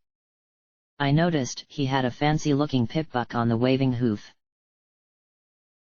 "Huh?" The security ponies around me said, too baffled to notice that I said the same thing as well. One covered her face. "Don't tell me that this is another one of your damned publicity stunts, chicanery." Hey. I'd say this was a good stunt. A damned good stunt. Maybe a little premature. Gonna be hard to top it before the release." He turned to the crowd, who were now quite amused by my madcap charge through town. "You want to see the same or better? Tune into Wastelander, next month. Guaranteed to blow your mind." He gripped me a little firmer around the shoulders and subvocalized, "Wave to your audience, Blackjack." I gave a sickly little smile and waved. "Damn it," the mare who spoke earlier swore under her breath. "You're lucky this was just a spectacle, chicanery. If one pony reports so much as a bent feather or a bruised hoof from this, I'm going to fine you so hard you'll never work in this town again." She turned to the others. "Come on. False alarm." She lifted off and pointed one last time at the white Pegasus. "This is going to be reported, though. Don't think it isn't." "Report away, as long as you watch," he replied gaily, then turned to me. "Come on. Let's get my actress out of sight, babe. That was stupendous." I went along as far as getting out of sight of the officers before I just looked at him flatly. "Who are you?"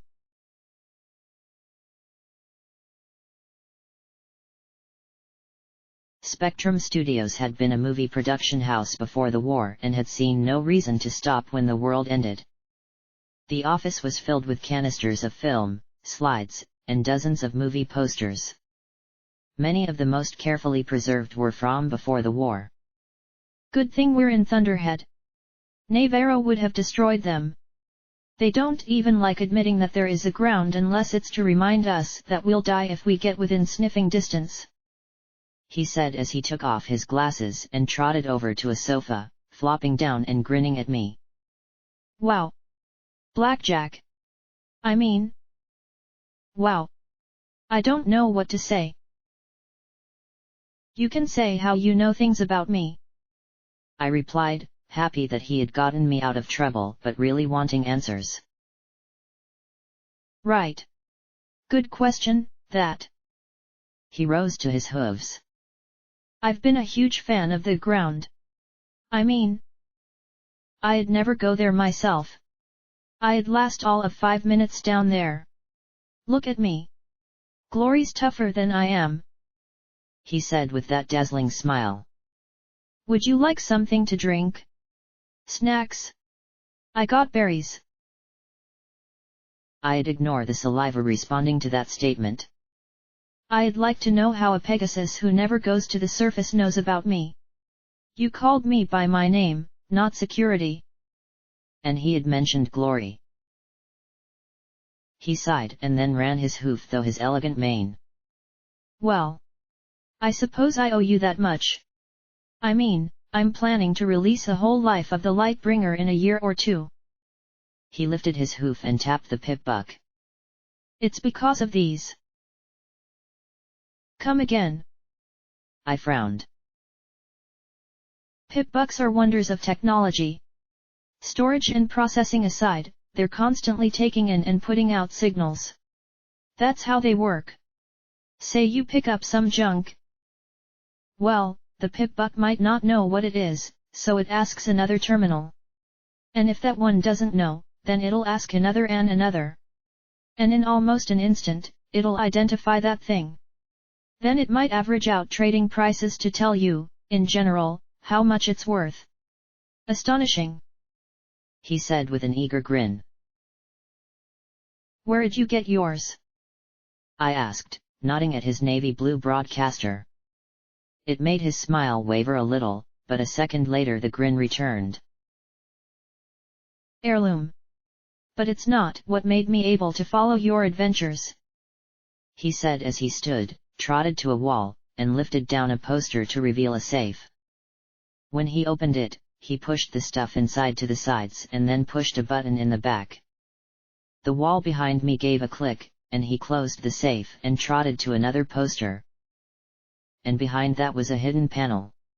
I know, you might think me paranoid, but when you see this...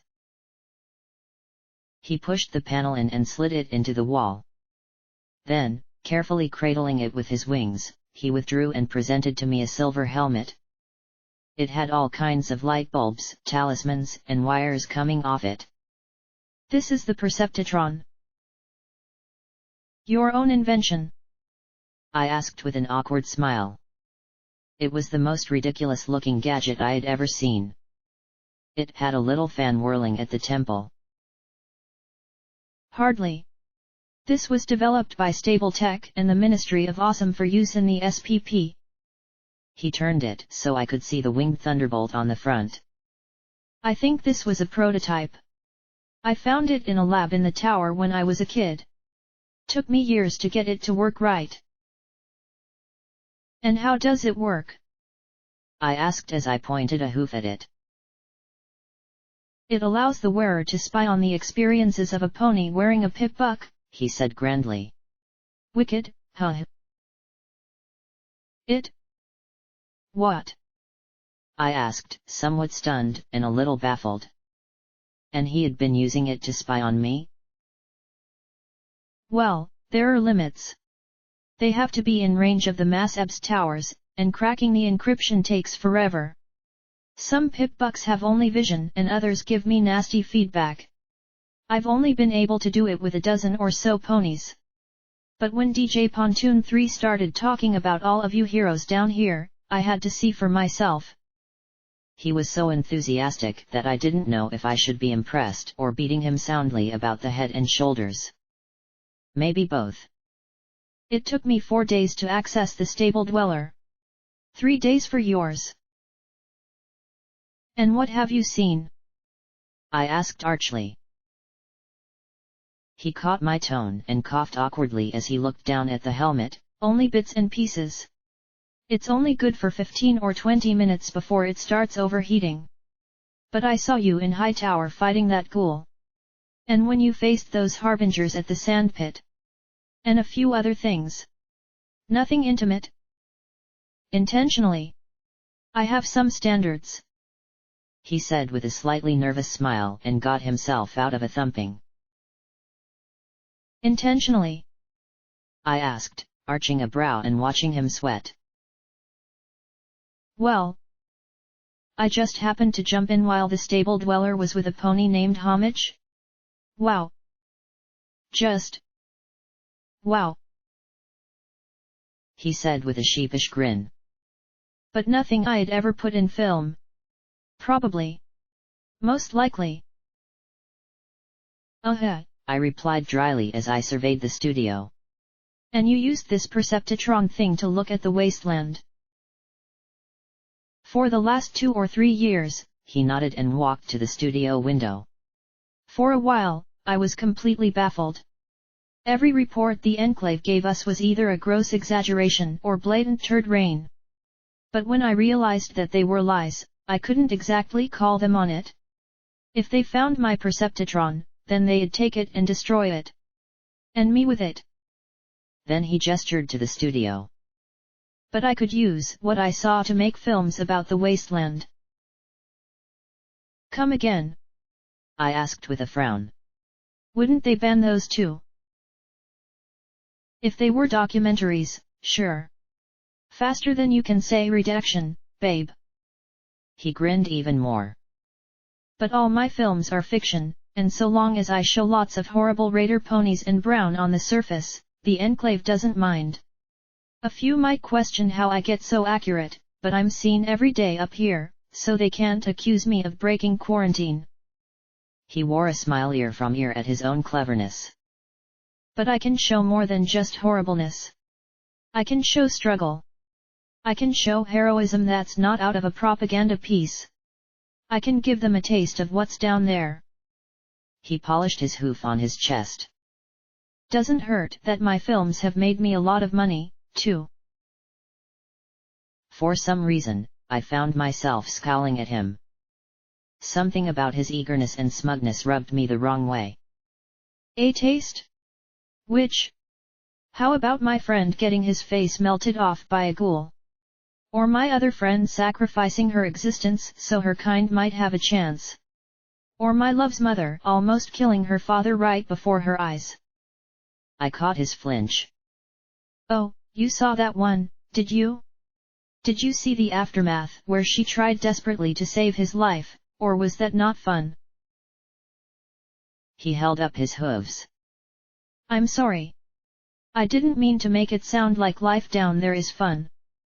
His grin was gone, and he lowered the glasses to look at me in the eye. It's just that life up here is. It's like every pony is asleep. It's the same pro-war yet isolationist stories every day, every year. It's not living. You live more down below in one day than some ponies their entire lives up here. Chicanery, be glad it's boring. Because if the wasteland ever made it up here, you would wish for boring. You would crave boring.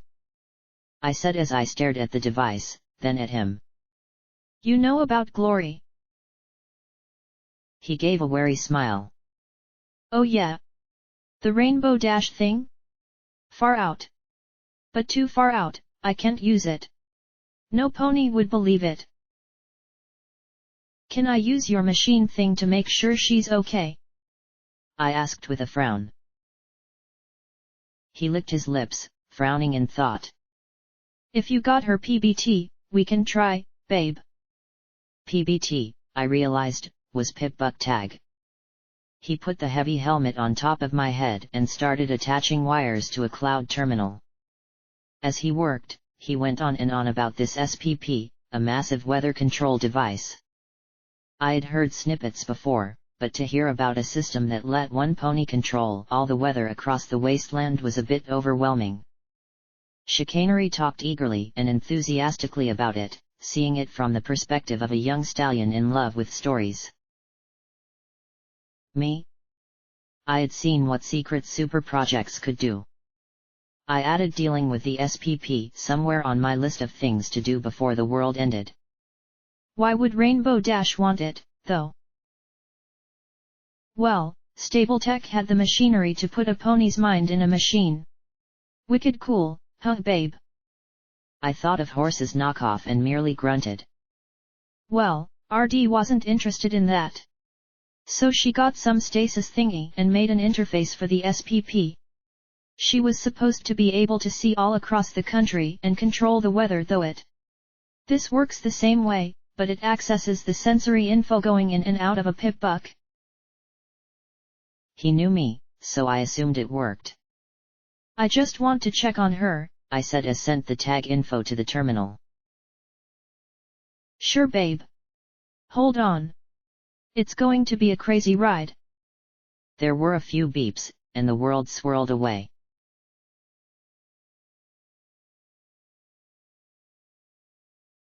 This wasn't a wild ride. I had done this before, a whole lot before. It was the same sensation I had in the dozens of memory orbs I had been in. The difference was, instead of being from years or centuries ago, this was live. It also wasn't a perfect experience, the colors were all shifted a little towards the red, and there was a persistent feedback noise in my left ear. It was also the first time I appreciated what it meant to be Rainbow Dash in her prime. This body practically thrummed with strength. I wanted to fly, and I wasn't even a Pegasus. The power armor she wore moved like a second mechanical skin that I felt very familiar with as well. Glory was in some kind of official-looking building. The walls were that particular pale beige that spoke of serious ponies in serious suits having serious meetings and nodding seriously at the choice of a serious paint color and the serious number of forms needed to implement it.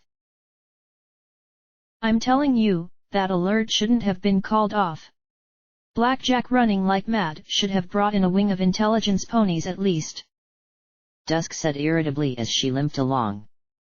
If it had been a publicity stunt, they should have hauled in chicanery by his balls and taken them as a fine. Chicanery does this all the time, Moonshadow said calmly from in front of us. You remember that griffin he dressed up as Gilda for the last stand of Rainbow Dash? Nearly caused a panic, but you have to admit that he sold tickets. Him getting a tower unicorn to pull off a pony from his next series isn't unthinkable. He'd be a star in Navarro for his own execution, Twister said from somewhere behind Glory. I think there's a standing warrant for his arrest. Well, this isn't Navarro, Moonshadow said sourly. We actually have rights in Thunderhead. I just hope Blackjack is okay, Glory said. They walked into a reception area where a green stallion with large wire-framed glasses greeted them with an eager smile. Sweet, Professor Mooney. Did the college finally spring for some unicorns to fix those talismans? Something like that, Moonshadow said with a glance at Glory. Could you find out if Dr. Morningstar can speak with me a moment, Beryl? It's urgent. About the signal, he said as he picked up a phone. No. But it's really important. Moonshadow said as she walked through a door and into a room with a dozen terminals scattered around strange equipment. Some of it looked vaguely familiar. I thought I had seen things like it in Professor Zodiac's planetarium. The machines all hummed quietly and made strange beeps.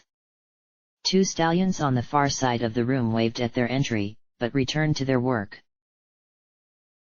Glory looked back at Rampage, P21, and Scotch Tape as the blue stallion said, "What signal?" "The 100,000-bit question," she said with a sigh. "It's something the tower picked up a few weeks ago, being transmitted from space." Rampage and Scotch Tape immediately perked up, but Moonshadow went on, "Don't get your hopes up for ponies with antennae. There's lots of defunct equipment up there. Even some really big weapon satellites are still in orbit." "Of course there are," Rampage drawled sarcastically. "They ran out of places on the surface to put guns, so why not put more of them in space?" "Relax. There were only a few put up there, and only one of them has ever fired. It would take a genius to figure that one out." Moonshadow said, then added, "Besides, what makes you think all of them are ours?" The three Earth ponies looked quite uneasy at that little tidbit, as was I, but Moonshadow continued as if it were no matter at all for an astronomer. "This signal, though, wasn't some old communication lodged in a buffer and finally kicked out. This was a machine message seeking something called EC1101. The grey mare sighed and shook her head. "Unfortunately, after a month of analysis, we still don't have a clue what this EC1101 thing is." "Blackjack's Pip-Buck program?" Glory asked, and Moonshadow froze. You know what it is? Moonshadow asked archly. When Glory nodded, Moonshadow rubbed her temples. 4 weeks of driving ourselves nuts trying to figure it out, and you just know. She took a seat and picked up a clipboard with her wings. Out with it. And she picked up a pencil in her mouth. Well, I don't know exactly, but according to Blackjack it's a special program that Luna put out when the bombs fell. It basically passes leadership of Equestria to whoever has the program. It's a mega spell of some kind and you can use it to take over any system that's been locked down. Glory said, and Moonshadow wrote it all down. Interesting, Moonshadow said with a frown when she had finished and set the board aside. Near as I can tell, there's at least 5 people trying to send a signal back to space to talk to it. Even a communication or spy satellite would be a huge asset today. 5. P-21 said with the exact same worry I felt. We've been trying to talk to it, she said as she gestured to the equipment with a wing. We've been using our transmitter, but it's ignoring us. I picked up the Enclave's Star Watcher transmitter on Pinnacle Peak, so Navarro's trying to chat with it as well. I thought they scrapped that, Dusk said to Twister and Boomer. Heck if I know. Pages is a red zone. We're not allowed in. Boomer said, then grinned at Scotch and Rampage. They're always looking for unidentified flying objects. The last 3 are strange. 2 are coming from the core, but one of them is gigasparks stronger. I almost couldn't pick out the second signal. The stronger signal, though, is a doozy. She stretched over with a wing and tapped a terminal. Where is it? She muttered under her breath. Then the scream began, only instead of hearing it inside my head, I was hearing it with my ears. One long, continuous garbled screaming noise. Even though the volume wasn't loud, it still unnerved every pony.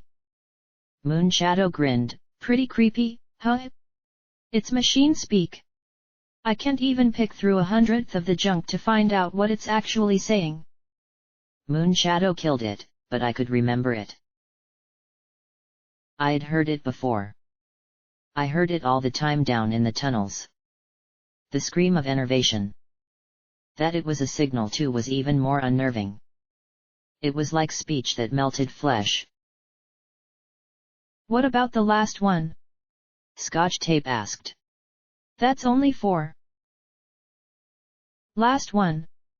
Moonshadow blinked at the filly in confusion, then her eyes widened. Right. I always seem to forget about that signal. It's coming from Black Pony Mountain. She announced it, and immediately I felt a strange indifference fall over me. It wasn't important. That was just a boring chunk of black rock. Nothing special about it at all. And clearly every pony agreed. The door opened, and Beryl poked his head in. Professor? Dr. Morningstar says he'll be between test strings in an hour. That's your best chance to talk to him. I wanted to listen more, but the feedback whine was growing unbearable. Hey, chicanery. Unplug me from this, will you? I said aloud, at least I hope I did. Chicanery. I hoped I wasn't going to have to do a manual override and break the damned thing. Then the world swirled away once more.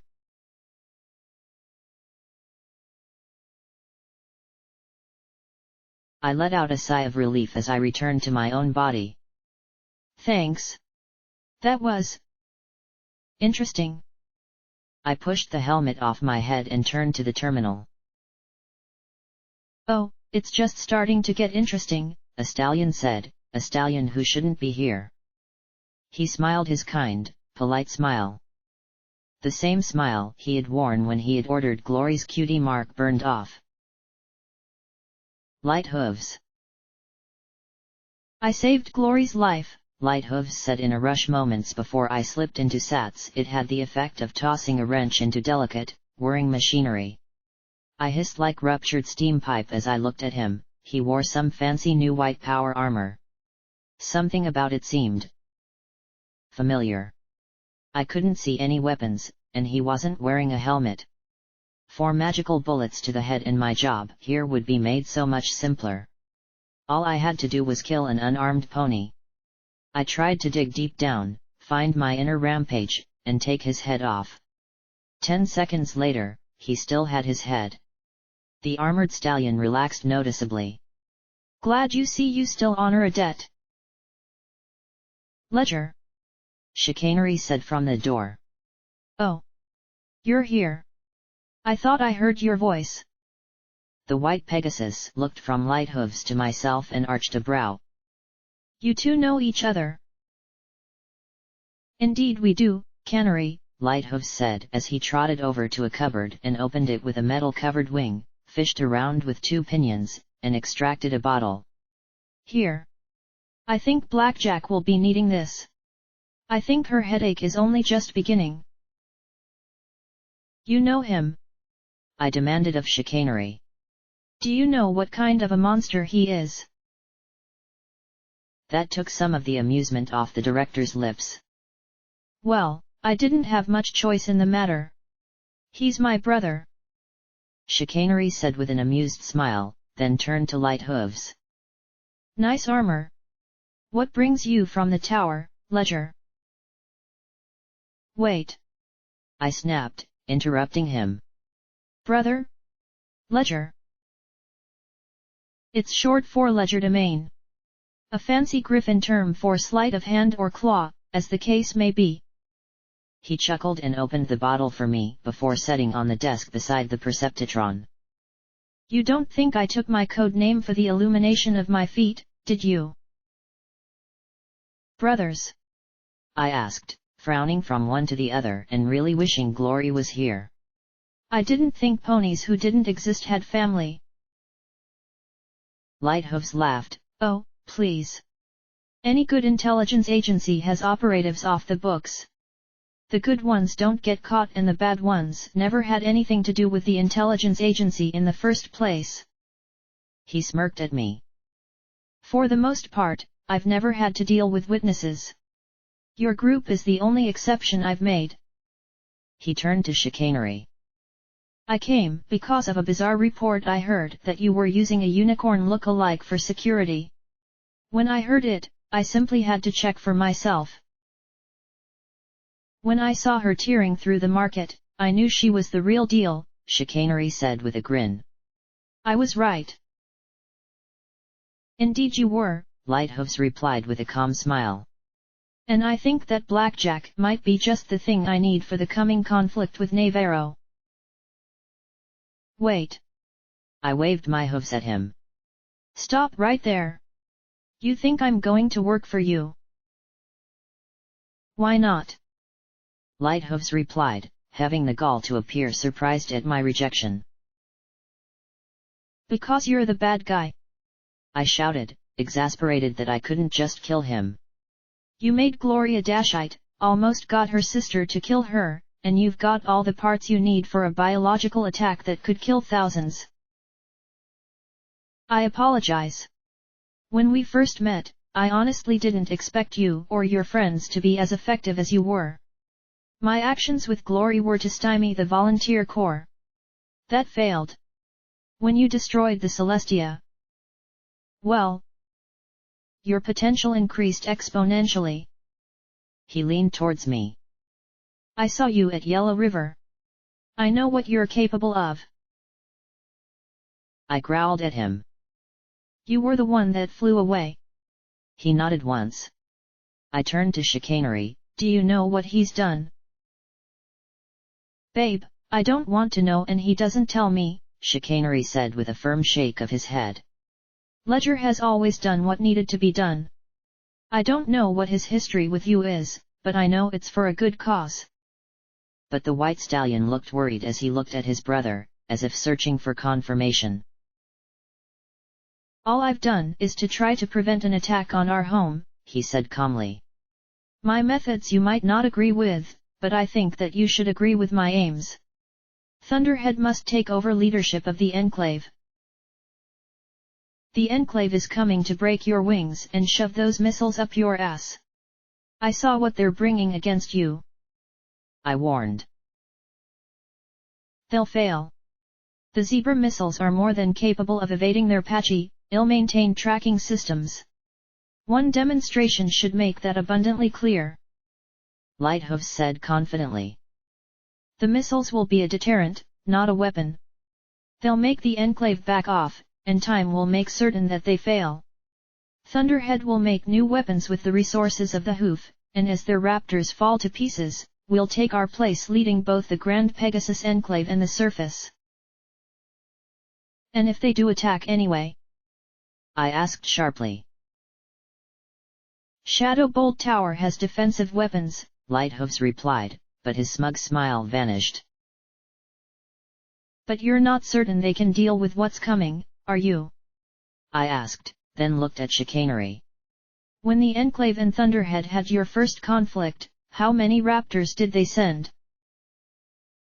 4, Chicanery replied. They're sending 10, I replied. 10. Gaped Chicanery, before turning to a grim-faced Lighthooves. Ledger, that's almost a quarter of the entire fleet. We have other weapons, Lighthooves replied, his smile returning. We fought 4 raptors to a standstill last time they came. They won't risk it.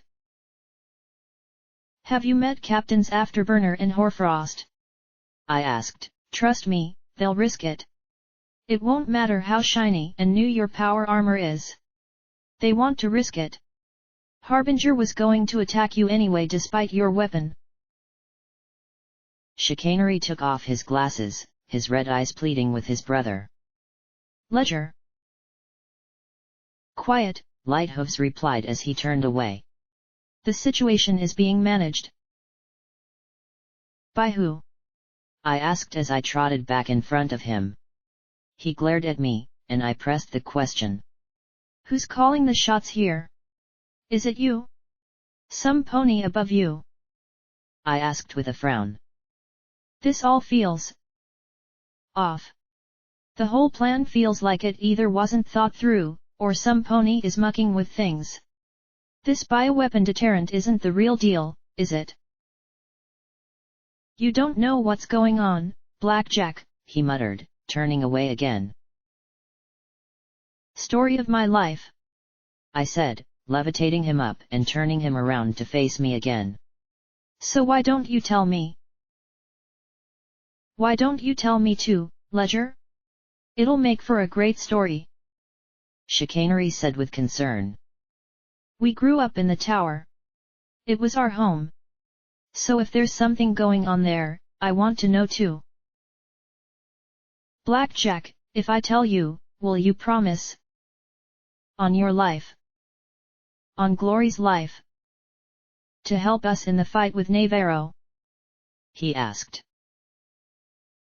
Will you give up all your biological weapons? I countered. No, I can't. He said with a fatalistic smile. Then you know I can't, I replied. Legerdemain, what's going on? Chicanery said in a horrified tone. Tell me. Lighthooves still didn't answer. Damn it, stop trying to be the smug pony in the room and tell me what you're planning to do. Lighthooves whirled on him. You like stories? Once upon a time, there was a pony who loved his home very much. But his home was threatened by idiots who were jealous of their plenty. And for years they've threatened, insulted, and derided that pony's home and every pony living there. And that pony decided he would do anything to stop them. But the idiots only respond to threats and force, so he would create a threat. A real one. But Ledger. That's crazy, Chicanery replied. No. It's sane. It's the only thing they respond to. The Enclave leadership knows that they don't have the resources to control the populace, fight Thunderhead, and deal with an outbreak of a deadly pandemic. They'll negotiate, he said grimly. And they'll ask for the pony responsible. You, I said. You're setting yourself up as a villain to take a fall for Thunderhead. But I am not an idiot. If the Enclave has the audacity, the stupidity, to attack my home, then I have made certain that they will suffer for it. He replied grimly. I will see a dozen of them eating and tearing each other apart for every one of my people they harm. And that is why I can't give the weapons over to you. Right. I needed to pull the plug on this nightmare right away. Either Counselor Stargazer or that Agent Stratus would need to rein him in. Some pony couldn't have had all the facts here, or else they were even crazier than Light Hooves. Does the Counselor know about this plan? He sniffed. The Counselor would wet herself if she heard of it. She'll be informed by certain important ponies when the Enclave arrives. I thought the Counselor needed to know about it well before then. Like right now. The urgency of getting in touch with her was definitely growing greater by the second. But 10 raptors, Chicanery breathed. That's a scary amount of firepower, Ledger. We will manage it. Blackjack herself gave us the weapons we need. He replied. Wait, what? What weapons? I asked with a scowl. But he gave that insufferably smug smile. I grabbed him with my magic and hefted him up, slamming him against the wall of the office. What weapons? Then he reminded me that his hind legs were metal and my pelvis, while slightly reinforced, still had plenty of nerve endings. The impact of his legs sent me down and curled up fetally on the ground. He stomped hard on my prone body, smashing me into the cloud layer. I lifted my head to blow his damned face off, like I should have when I first saw him, but got a faceful of steel hoof that made all kinds of stars erupt in my sight. Stop it, Ledger. You're going to kill her. Yes, that's the general idea, he said as he stomped my skull once again. She's far too dangerous to be left as an unknown. I blocked another kick with my 4 hooves, but my EFS was sending all kinds of warnings that my head really couldn't take more of this damage. Light Hooves hovered over me though, his hooves falling with sharp, nearly surgical blows. If I covered my face, he smashed my stomach. If I curled up, he smashed my spine. If I looked at him to get a magic bullet off, he beat in my skull. And he was fast. I had never fought him before, and I was learning that he moved like a dancer. Each motion was cool, clean, and efficient. Calmly and deliberately, he was beating me to death. Stop it! Chicanery shouted as he tried to tackle his brother, but Light Hooves struck him neatly in the side and sent his brother to the ground, coughing and gagging for breath. I used the brake and levitated out my dueling pistols and fired blindly, but he darted to the side and kicked me with his rear hooves, sending me rolling across the floor of the office. Contrary to what you might think, brother, the real world doesn't align itself neatly into heroes and villains, he said as he pulled out a beam pistol with his tail. Some of us must perform the necessary evils in order to make sure that good prevails. He said calmly, not taking his eyes off me as I struggled to focus enough to strike back. Given that I was seeing 2 of him swirling in my vision, that wasn't a good sign. Goodbye, Blackjack. A pity we couldn't work together. Then he tossed the beam gun into the air, caught it with his mouth, and pointed it right at my head. And I couldn't cast a spell to save my life. But I could end one. With a thought, a basic counterspell targeting myself, I scattered the magic that allowed me to walk on clouds and gravity took me. My last sight of Light Hooves was his eyes widening in shock and a flash of crimson before I disappeared into the white fluffiness. A second later I tumbled through the room beneath his office. And the room after that, missing a mare by feet. I barely heard her shout before I passed through the floor. I focused all my energy on restoring my cloud walking spell. Clouds were fluffy, right?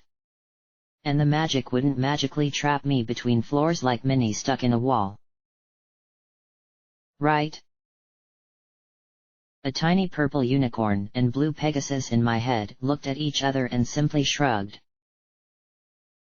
Now I really wanted to start screaming as I passed out the floor and into a reception area where a half-dozen Pegasi gaped at me in horror and confusion. I really wanted to get this spell off. I wasn't the best at magic, but I was Twilight's descendant and I had really shown a lot of improvement in casting, hadn't I? It was just a cloud walking spell. Just imagine happy clouds on your hooves. Happy clouds. I clenched my eyes closed, trying to push out the magic. I could do this. I could. My horn gave an anemic little spark as I whooshed through the floor. Damn it! I shouted as I fell out the bottom of the building and into open air. I saw the building that had housed Chicanery's studio hanging like icicles above me, and growing rapidly smaller. Now, I was too scared to scream, or maybe I was screaming and I just couldn't hear it over the wind rushing in my ears. I tumbled end over end, seeing the buildings far below coming closer and closer. And presuming I didn't hit metal in the floors of those buildings, I doubted the ground would be all that accommodating. There wasn't anything I could do. I wasn't imagining happy clouds. I was imagining Cyberpony painted across the wasteland a mile down. We got you! A mare shouted. Stop swinging your hooves! Go limp! I forced my eyes open to see 4 Pegasi flying around me. It took all my effort to do so. I had to trust they were here to help. If they wanted me dead, they could have simply let me fall. One by one, they took my hooves in their own and arrested my tumble and then slowed my descent. As we approached the bottom of Thunderhead, I glanced up. I couldn't even tell which of the hanging buildings had been Chicanery's studio. As we approached an open plaza, I said, "Wait! I need a second to cast my cloud walking spell." For once, I was glad my body was mechanical. I'd likely be hyperventilating if it were all flesh and bone. It took me several tries to get it right, but the Pegasi were patiently supporting me till the clouds were able to. "That was a rough fall," the mare who had grabbed me said calmly as she supported my left while I tried to get the spell going again. "Are you okay?" I pushed a hoof down and the cloud finally, obediently, supported my weight. "I am much more okay than I would have been in a minute or two," I said to them. "Thanks for catching me." "No problem. It's what ponies do, right?" she replied, with such open honesty that I couldn't help myself. I hugged her. This was how the world was supposed to be. And it was nice to see it as normal for a change. "Ugh, you sure you're okay?" she asked in clear concern. She was now taking in my horn and my cybernetic legs. "Are you an actress?" Yes. Yes, I am," I said simply.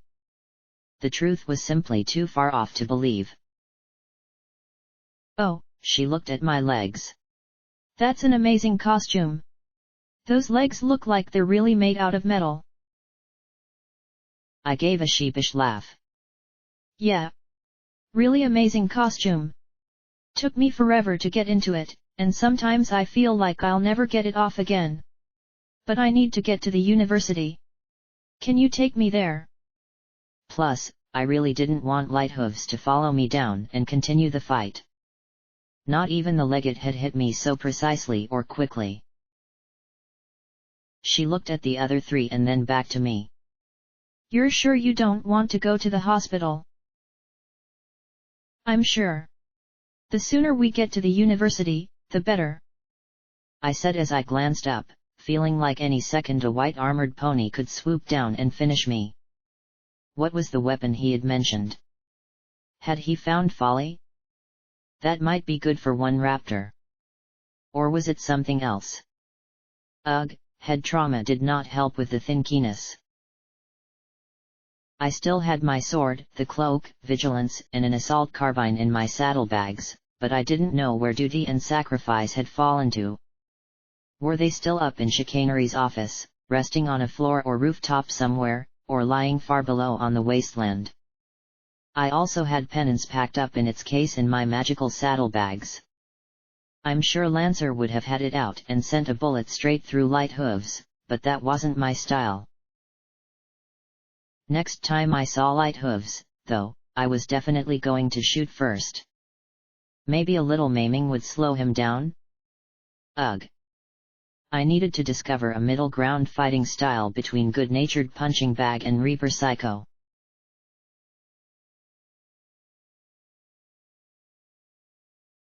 Sky Shine, the mare that helped me get to the university, seemed to know something was amiss. While I drew stares, Sky Shine intercepted them with an explanation of me being an actress. But I suspected that she had other ideas. So, are you sure you don't want to go to the hospital? Or the police? Or check in with the tower? The teal mare with a grey and aquamarine striped mane asked for the 6th time. 'Cause I had a friend and her cold friend got pretty rough on her. I'm just saying there's nothing wrong with going to the authorities if you need help, Anne. I'm fine, I groaned as we approached one of the 6 large central pillar buildings. She rolled her eyes. I know. I know you're fine. It's just she said she was fine too. But I mean when he hits you once you know he's going to do it again, Anne. I stopped, took her by the shoulders, and stared right into her blue eyes. Sky Shine. I'm not an actress. I'm a surfacer who's come up here in order to stop a battle between Navarro and the Enclave. This isn't a costume. I'm a cybernetically augmented unicorn. I was beaten to a pulp by a secret agent who possesses a biological weapon that could kill tens of thousands. Okay? I was not beaten by my cold friend. I'm gay, anyway. All right. That is what is going on. A little inaccurate, but I had had a rough day. She blinked at me, then tapped her hooves. Really? Yes. Really? I said with a sigh of relief and waited for the freak out or the accusations of me being crazy. So? Your mare friend beat you up? Because most mares I know would find some other way to get at their very special some pony. I just stared at her. Really? Did she really just go there? Then she brightened. Unless you are into that, which I am totally okay with. I once had a colt who liked me to bite his flanks, and while it was weird, I mean, the things we do for love, right? She asked me with a wide grin. I felt an eyelid twitch. I stared at her a second and then turned on my hoof and trotted for the door. Take care of yourself, Blacksnack. And tell her to take it easy next time. Or get help. She yelled after me. Thank you for saving my life, but... Sheesh. Inside, 4 uniformed Pegasus stallions stared at me. Lies, the truth, and everything in between all rolled up in a huge ball inside me, and I sat down hard. Look. Call Professor Moonshadow and let her know that Blackjack is here for her meeting with Dr. Morningstar. I'll take a seat. And I trotted over to a couch and sat down with a huff. At this point, I was seriously considering Glory's get arrested and questioned plan.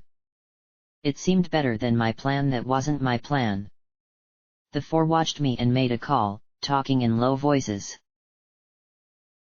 I sighed, imagining one enormous train roaring down a track, a second enormous train racing down the same track in the other direction, and a tiny security and her friends in the middle when the 2 trains collided and went splat.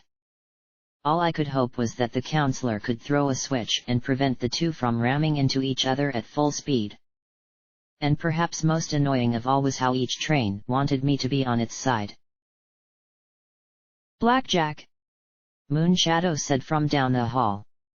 I sighed and slipped off the chair, walking past the four and imparting on them a little of the surreality that was my day. The indigo-maned mare looked at me in concern as I walked to her and the elevator. Are you okay? That is the wrong question to ask Blackjack, I said as I walked past her and into the elevator. Blackjack doesn't understand the word okay anymore. My third person talking was making her face grow even more worried, so I went on, I'm okay. I was just given a reminder that there's a whole world of messed up stuff coming and I'm in the middle of it. I can imagine, she said with a small smile. Could she? About that signal you're getting from up there. I saw the sympathetic smile replaced by sheer bafflement. Yeah. That's how my life's been lately. Anyway, you say you're getting a signal. And it's asking for EC1101? Does it mention the words Horizons or Project Horizons? Now Moonshadow looked positively spooked. But how could you know that? Magic, I replied, which didn't put her at ease at all as she pushed a button. You talked about weapon satellites. Could this signal asking for EC1101 be one? How? But she stammered as the elevator started to rise. I suppose it could. We don't have an exact count of everything up there. The official record is far less than what we've counted by eye. How big are these weapon satellites? I asked with a small frown. How powerful? The smart pony question settled her a little. Well, there's no official record of how many or how powerful. That's all been lost. Navarro claims they're all either defunct, failures, scrap, or under their control depending on which pony you ask, but we did record one firing a while ago. The beams were 10 Terra spark beams. That's strong enough to cut through a raptor, or a dragon. Ruffled quite a few feathers. I grunted, scowling. That doesn't seem big enough, I muttered. Not big enough. She seemed disturbed. Bigger than that falls into the Balefire bomb or Megaspell range.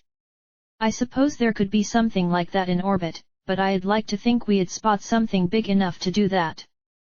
I supposed that made sense. The Megaspell chambers beneath Huffington had been huge. The doors pinged and opened. Arcane biotechnology was written in bright pink on one of the sterile white walls. Come on. Dr. Morningstar is waiting. I walked along, gazing into windows and expecting to see things. Monsters in cages or strange bubbling chemicals. Instead, the rooms behind appeared more like Moonshadow's lab, lots of terminals and lab equipment. I guessed only secret projects were allowed to actually look cool. The doors opened for us, and we walk. Blue tendrils of Killing Joke lunged at my face. Out came Vigilance and up went Sats before I realized that the slithering blue vines had slammed up against a clear glass barrier. A large glass jar full of Joke sat in the middle of a lab that was far closer to what I had been expecting. In one pen was a snarling wooden canine. A Brahmin sat indolently in a pen, one head chewing while the other one spoke with a researcher in a wild lab coat. The most disturbing specimen was a green sack thing that was spitting black sludge against the glass. Blackjack, Glory said from the corner of the room. I looked around for the others, but only Glory was present. Given that she had removed her helmet, I had missed that revelation. The pony she stood with wasn't quite what I'd have expected of a doctor. In my experience, most doctors wore glasses, were generally anal retentive, and didn't last long outside of a lab. Dr. Morningstar looked rather like he wasn't all there. He was yellow with a wild white mane and tail which, having not decided on a particular direction to grow, grew in every direction all at once. This was exacerbated by an equally tangled beard which seemed just as animated on his face as the Killing Joke in the bottle. his thick glasses magnified to the point where it looked like he was staring at me through two pools of water. Doctor! This! Glory began as I approached. Tat, he said rapidly as he started to circle me. Do not disturb my observations. It is very important not to form a biased impression of the subject. He walked around me several times as Glory sighed impatiently, tapping a hoof. Unicorn. Mare. Interesting. Showing signs of dermal trauma and restoration, hinting at magical restoration. Cybernetically augmented with a clear focus towards combat capability. Eyes and limbs are completely replaced. The rest of the body shows signs of thorough reinforcement. He stopped, scratched his chin. Are you? He leaned in, lifted his glasses, and blinked his owl-like eyes. Security. Yes. I replied slowly, not quite sure after his examination, like he might have found something that suggested I wasn't. Yes, you match the advertisement perfectly. The doctor crowed. Wastelanders. And that little Pip. Ooh, she can fix my toaster any day. He then blinked. No. Really. She can. Darn thing has been broken forever. Doctor, Glory sighed, covering her face.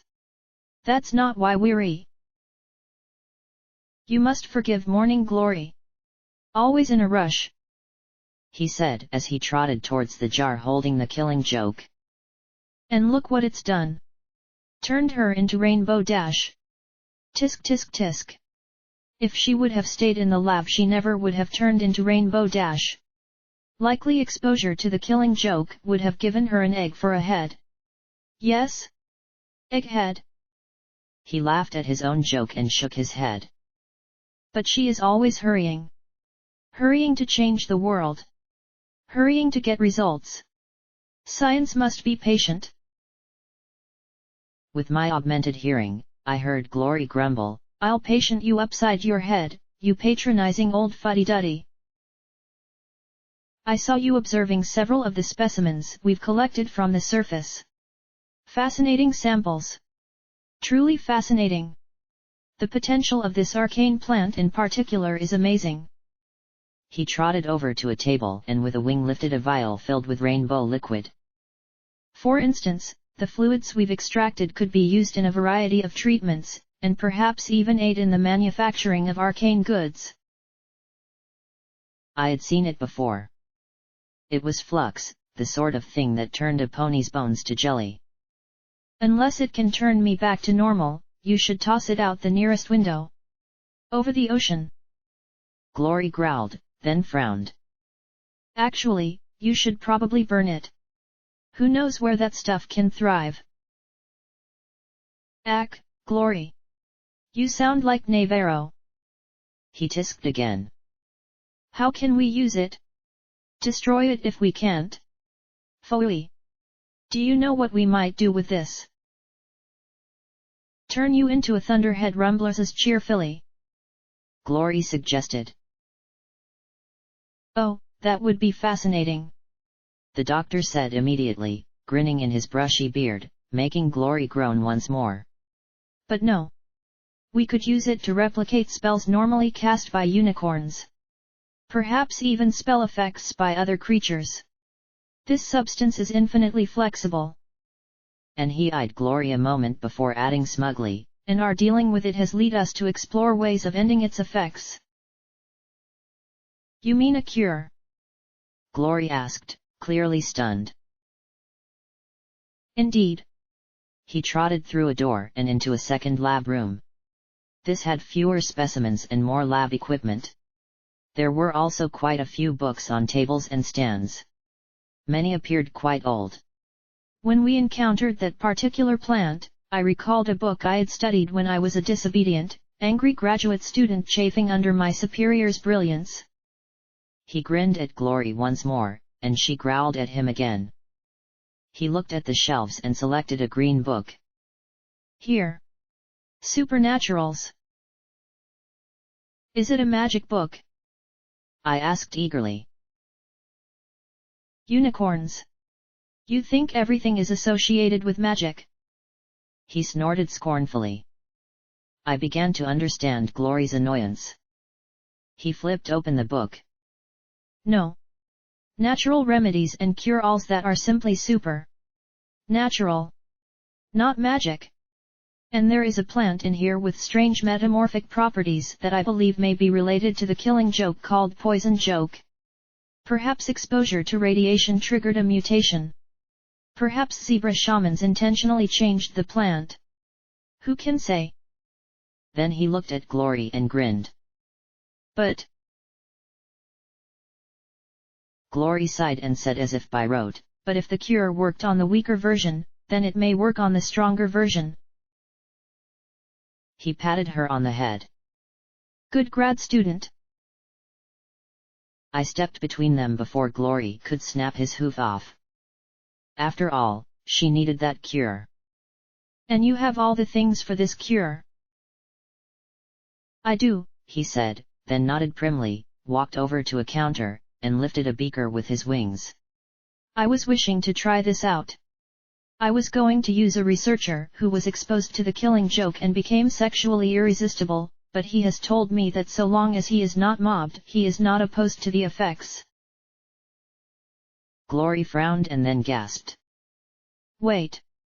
It wasn't breakwind, was it? The doctor nodded once and Glory giggled and blushed, covering her mouth. What? I'm missing the joke.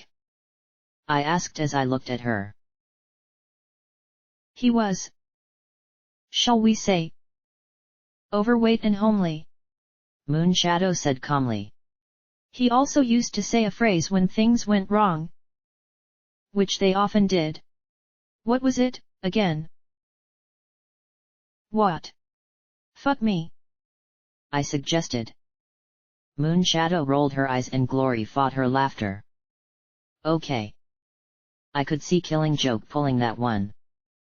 And now he's sexually irresistible to every pony. The doctor sighed. Not my first encounter with a stallion, but he was such a baby about it. Hardly scientific at all. If he had simply relaxed. The doctor tisked and shook his head. Well, he's in quarantine now and much more satisfied with his nurses. I felt a shooty impulse. But it wasn't like the doctor had planned it. He passed the beaker to Glory. Now, what do you say? He grinned once more. She bristled a moment, then sighed. I will keep a log of all my experiences, follow protocol, and keep consistent data points so that my work can be replicated later, she said in the slow drawl of a student repeating a rote. The doctor began to lecture her on how the contents of that beaker were supposed to be topically applied, but I wasn't paying attention. A sample in the back had caught my attention. It was a strange golden tree, not very large at all. The leafless growth sat in the back corner, but I had seen it before. Where did you get this? I asked. I did not get it. It is a biomagical construct of some kind, retrieved from the surface. I haven't had much time to study it. The blue one is far more exciting. I wasn't really listening though as I trotted out and retrieved the vial of flux. Walking to the tree, I saw that it was really a cutting, a broken-off limb planted in some dirt to help it grow. When I floated the vial over to the tree and let one drop of the rainbow substance fall on its bark, the entire limb quivered. The yellow bark took on a brighter glow, and the tree seemed to sprout new roots to dig into the soil. The doctor approached. Fascinating, he breathed. I pulled out my sword and pricked my shoulder. Then I flicked the drop of blood onto the bark, where it instantly was sucked inside. A few more drops of flux, and I saw the telltale swell of a bulb at the end of one of the drooping limbs. The milky sac didn't get much larger than a hoof before it quivered and split open, dropping out something spherical and white. I caught it. An eye with a bright red iris looked back at me. My eye. Extraordinary, the doctor breathed. He put his hooves around me and hugged me to him. My dear, you may have opened up entire new fields of science. This is a breakthrough on PAR with the wing-to-thrust ratio. Thank you, I replied evenly, then glanced at Glory, who was staring in awe. From the expression on her face, she was clearly torn by recent events. Now, perhaps you could help me. Anything, he replied. Those two were jabbering on about some political thing. I really wasn't paying too much attention. What was it you needed? Both Glory and Moonshadow bristled at the infuriating stallion. I need to meet with Counselor Stargazer. Urgently. It's an emergency, I said in slow tones. Yes, yes, yes. Very well. I'll get to it. Eventually, he said as he looked at the limb of the Project Chimera replicating tree with longing. I levitated him up and turned him to face me. Now. Please. I added. Who said I couldn't be diplomatic?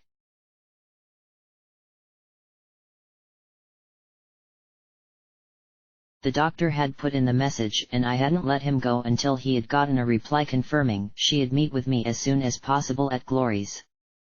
Only then did I let him go back to toying with things best left unpoked or prodded. Still, he had a point. Perhaps Killing Joke could be used for something good. Maybe the blank tree would lead to new breakthroughs that would help ponies. It was nice to imagine science producing helpful things rather than monsters and weapons of war. We returned to Glory's residence. The cloak might not have been working, but the simple cloth hid my augments well enough that I was just another unicorn in the middle of our group. The ponies of Thunderhead went on about their lives in blissful happiness. They talked and ate and played and enjoyed so many things that I was both in awe and saddened. I remembered the party we had thrown for Scotch Tape when she had gotten her cutie mark. Or the concert I had played in with Priest, Medley, and Lacunai in Star House what felt like ages ago. Just a few miles down, life was so fleeting and precious that any joy was treasured. These ponies took it for granted. And yet, why shouldn't they? They had escaped the carnage of the last days. They had their plenty through their tower. Why shouldn't life be good for some pony in this world? They had even, perhaps grudgingly, acknowledged that their plenty should be used to help others. They weren't bad ponies, I knew that light hooves had to be an exception rather than a rule. They were just privileged and sheltered. Back at Glory's house, they ate a meal that was marginally better than the others. I had a cyber pony cake. Boomer, Scotch Tape, Lambent, and Lucent all played some kind of electronic game involving shooting ponies for fun. Scotch Tape just gave me an almost pitying look when I peeked in. P21 and Twister talked in serious tones about what the Enclave would do when they arrived. Glory took a bubble bath in the name of science. Me, I wasn't feeling like having fun. I found a window that faced out from the outer wall of the Thunderhead Taurus at the setting sun. The clouds were arranged in rings around the tower, rising from that dark eye in the middle. If that was natural, I'd eat my horn. I could almost make out the flickering green glow, despite the brilliant red and gold painting the skies as the sun set. Boo curled up with me. She had been quite happy when her horn had been removed. On the way back, I had gotten her some raspberries by taking them off the dealer / who had he report me to. And her white muzzle was smeared with purple as she dozed on a cushion beside me. One benefit of synthetic eyes was that I could stare out at the sun all I wanted. It moved around the planet without its goddess. Maybe it always had. Maybe it always would. It would be easy to simply dismiss the question and stop asking. Before leaving 99, I wouldn't have even thought of it. I would have simply accepted things and that I couldn't change them. Can I change this? I asked. No pony in particular. I think so, rasped a familiar voice. I turned to the side around and spotted the dealer there, also staring at the sun. I supposed that being a mental projected soul image spell thing gave similar sun-staring abilities. The dealer seemed tired, but he smiled. I missed that sight, he said as he looked at me. Spending centuries in a computer as a spell makes you miss the little things. How are you doing? I asked as I sat up a little bit. His smile faded. Just tired. Souls can get that way, I suppose. He closed his eyes. So, are you doubting yourself again? No, I said, then smiled a little. Okay. A little bit. It's just between Lighthooves and the Enclave. I don't know. It feels like just before the Celestia, you know? Trying to stop a war. Only this fight is so much bigger. The stakes are so much higher. His grim lips curled slightly as he tugged down his hat. So that's it. Folks are doomed. Game over. Might as well pack up. No, I said with a snort, and he lifted his head to meet my gaze with a smile. Just because it's impossible doesn't mean that I can't do it. I just have to find a way. And you will. I believe in you, Blackjack. You're like your great-great-grandfather. Big Macintosh never let anything stop him if he thought it was the right thing to do. He said, but then his smile faded a touch. Even though it got him killed? I asked, and he nodded. I sighed and looked at the red orb sliding slowly below the horizon. I guess we'll see if we have that in common. I will stop Lighthooves. And I will save Thunderhead. Somehow. He nodded, and we sat together, Boo snoozing on my thigh, watching as the golden light dwindled away.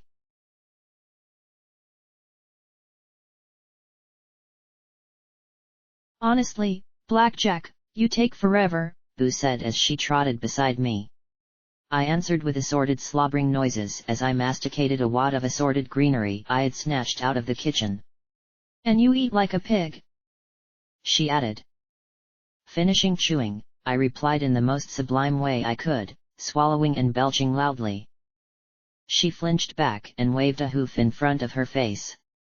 Ew. It's a tough world out there, little sis, I said with a grin. Full of belches, farts, and other unspeakable things. Maybe someday, when you can handle it, I'll tell you where little ponies come from. I know that, Boo said as her cheeks blushed furiously. Not all of us slept through health class. Oh. I know you know, I said, my smile stretching even more. But there's health class, and then there's what's really involved. I watched her go from pink to scarlet and gave her a hug, laughing. Honestly, Boo, there's worse ponies than me. Death from above, roared a mare, landing on my back and driving me into the ground. Rampage laughed, wrestling me into a hoof lock. A royal guard getting ambushed? Celestia would be very disappointed. Uncle! Uncle! I cried, slapping a hoof against the ground as the striped mare bent my body farther than it ever should go. I'm not your uncle! Rampage roared from atop my back. Hey, coach, Boo said with a smile. Hey Boochie, Rampage replied as she sat on my back and twisted my hind leg between hers. Is BJ here giving you trouble? I didn't mean nothing by it. I swear. I wailed. Well, she was, Boo said with an arch smile. But I think she's learned her lesson. See? And you said I'd never be a good teacher. Rampage said as she released me. I wasn't exactly certain being a coach was the same thing as being a teacher, but there was no doubt she loved working with little kids. Are you this rough with your students? I asked with a huff, getting up and making sure she hadn't broken anything. Well, that's the thing, Blackjack, she said as she put a hoof around my neck and pulled me close. See, I'm exactly as rough with them as I need to be. And I know their weak spots. Then, with no hesitation, she stuck her tongue in my ear. Gya! I flailed back once more, felled by a lick. Honestly, Rampage, that's gross. Do the words pot and kettle mean anything to you, Blackjack? Boo said with a smile and a roll of her eyes. Together, we shared a good laugh.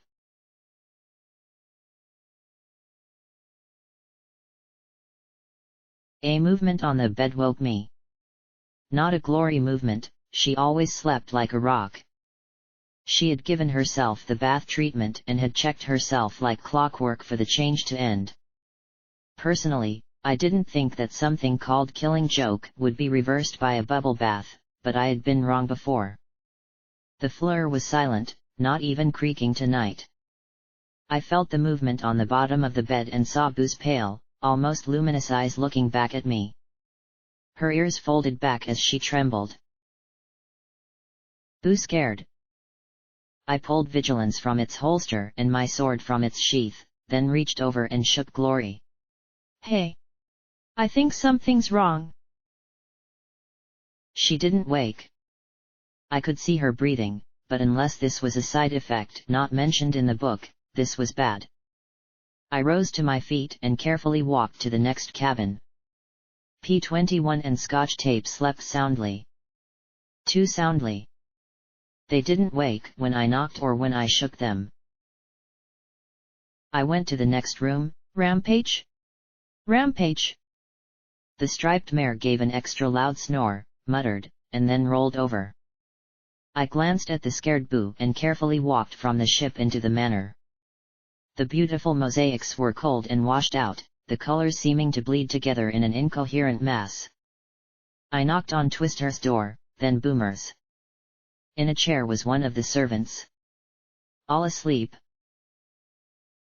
A laugh, distant and haunting, sounded in my ears. I couldn't tell the direction, though. I couldn't see anything. Then I smelled blood. After Roseluck Farms, I'd never mistake that coppery reek. I switched on my EFS immediately and saw a single red bar. I didn't have to go there to find the source of the sanguine scent, though. Lying in the foyer were two still bodies, one propping the door open. Outside were two more bodies, these decapitated. The blood was pooling around them, running down the fine marble steps. More blood smeared along the wall and floor, as if something had been dragged. I walked to the slain ponies. All well dressed and armed. Only one had her beam pistol out of its holster, the weapon split in two. Their blood-soaked clothes looked professional and formerly clean. I searched them and found an ID. Frost Feather, Counselor Security. No. We weren't meeting with the counselor till the morning. Why would she send ponies here in the middle of the night? I looked at the trail of blood leading further into the house, towards that red bar, and pressed my lips together. Step by step, I followed the gore. It leads straight to the library. How had I not heard these ponies being killed? Not a yell for help? A single scream? I stopped at the door and glanced at Boo again. The silence all around me was deafening. No. Not silent. Not completely. I could hear faint screams from within. A scream I hadn't heard in person since I had come to the clouds. Stay here, Boo, I said. Or I meant to say. My lips moved, but not a sound emerged. I blinked and knocked my hoof into the wall. Silence. The door to the library wasn't completely closed. Another security pony, quartered, kept it from closing. Carefully, I pushed the door open.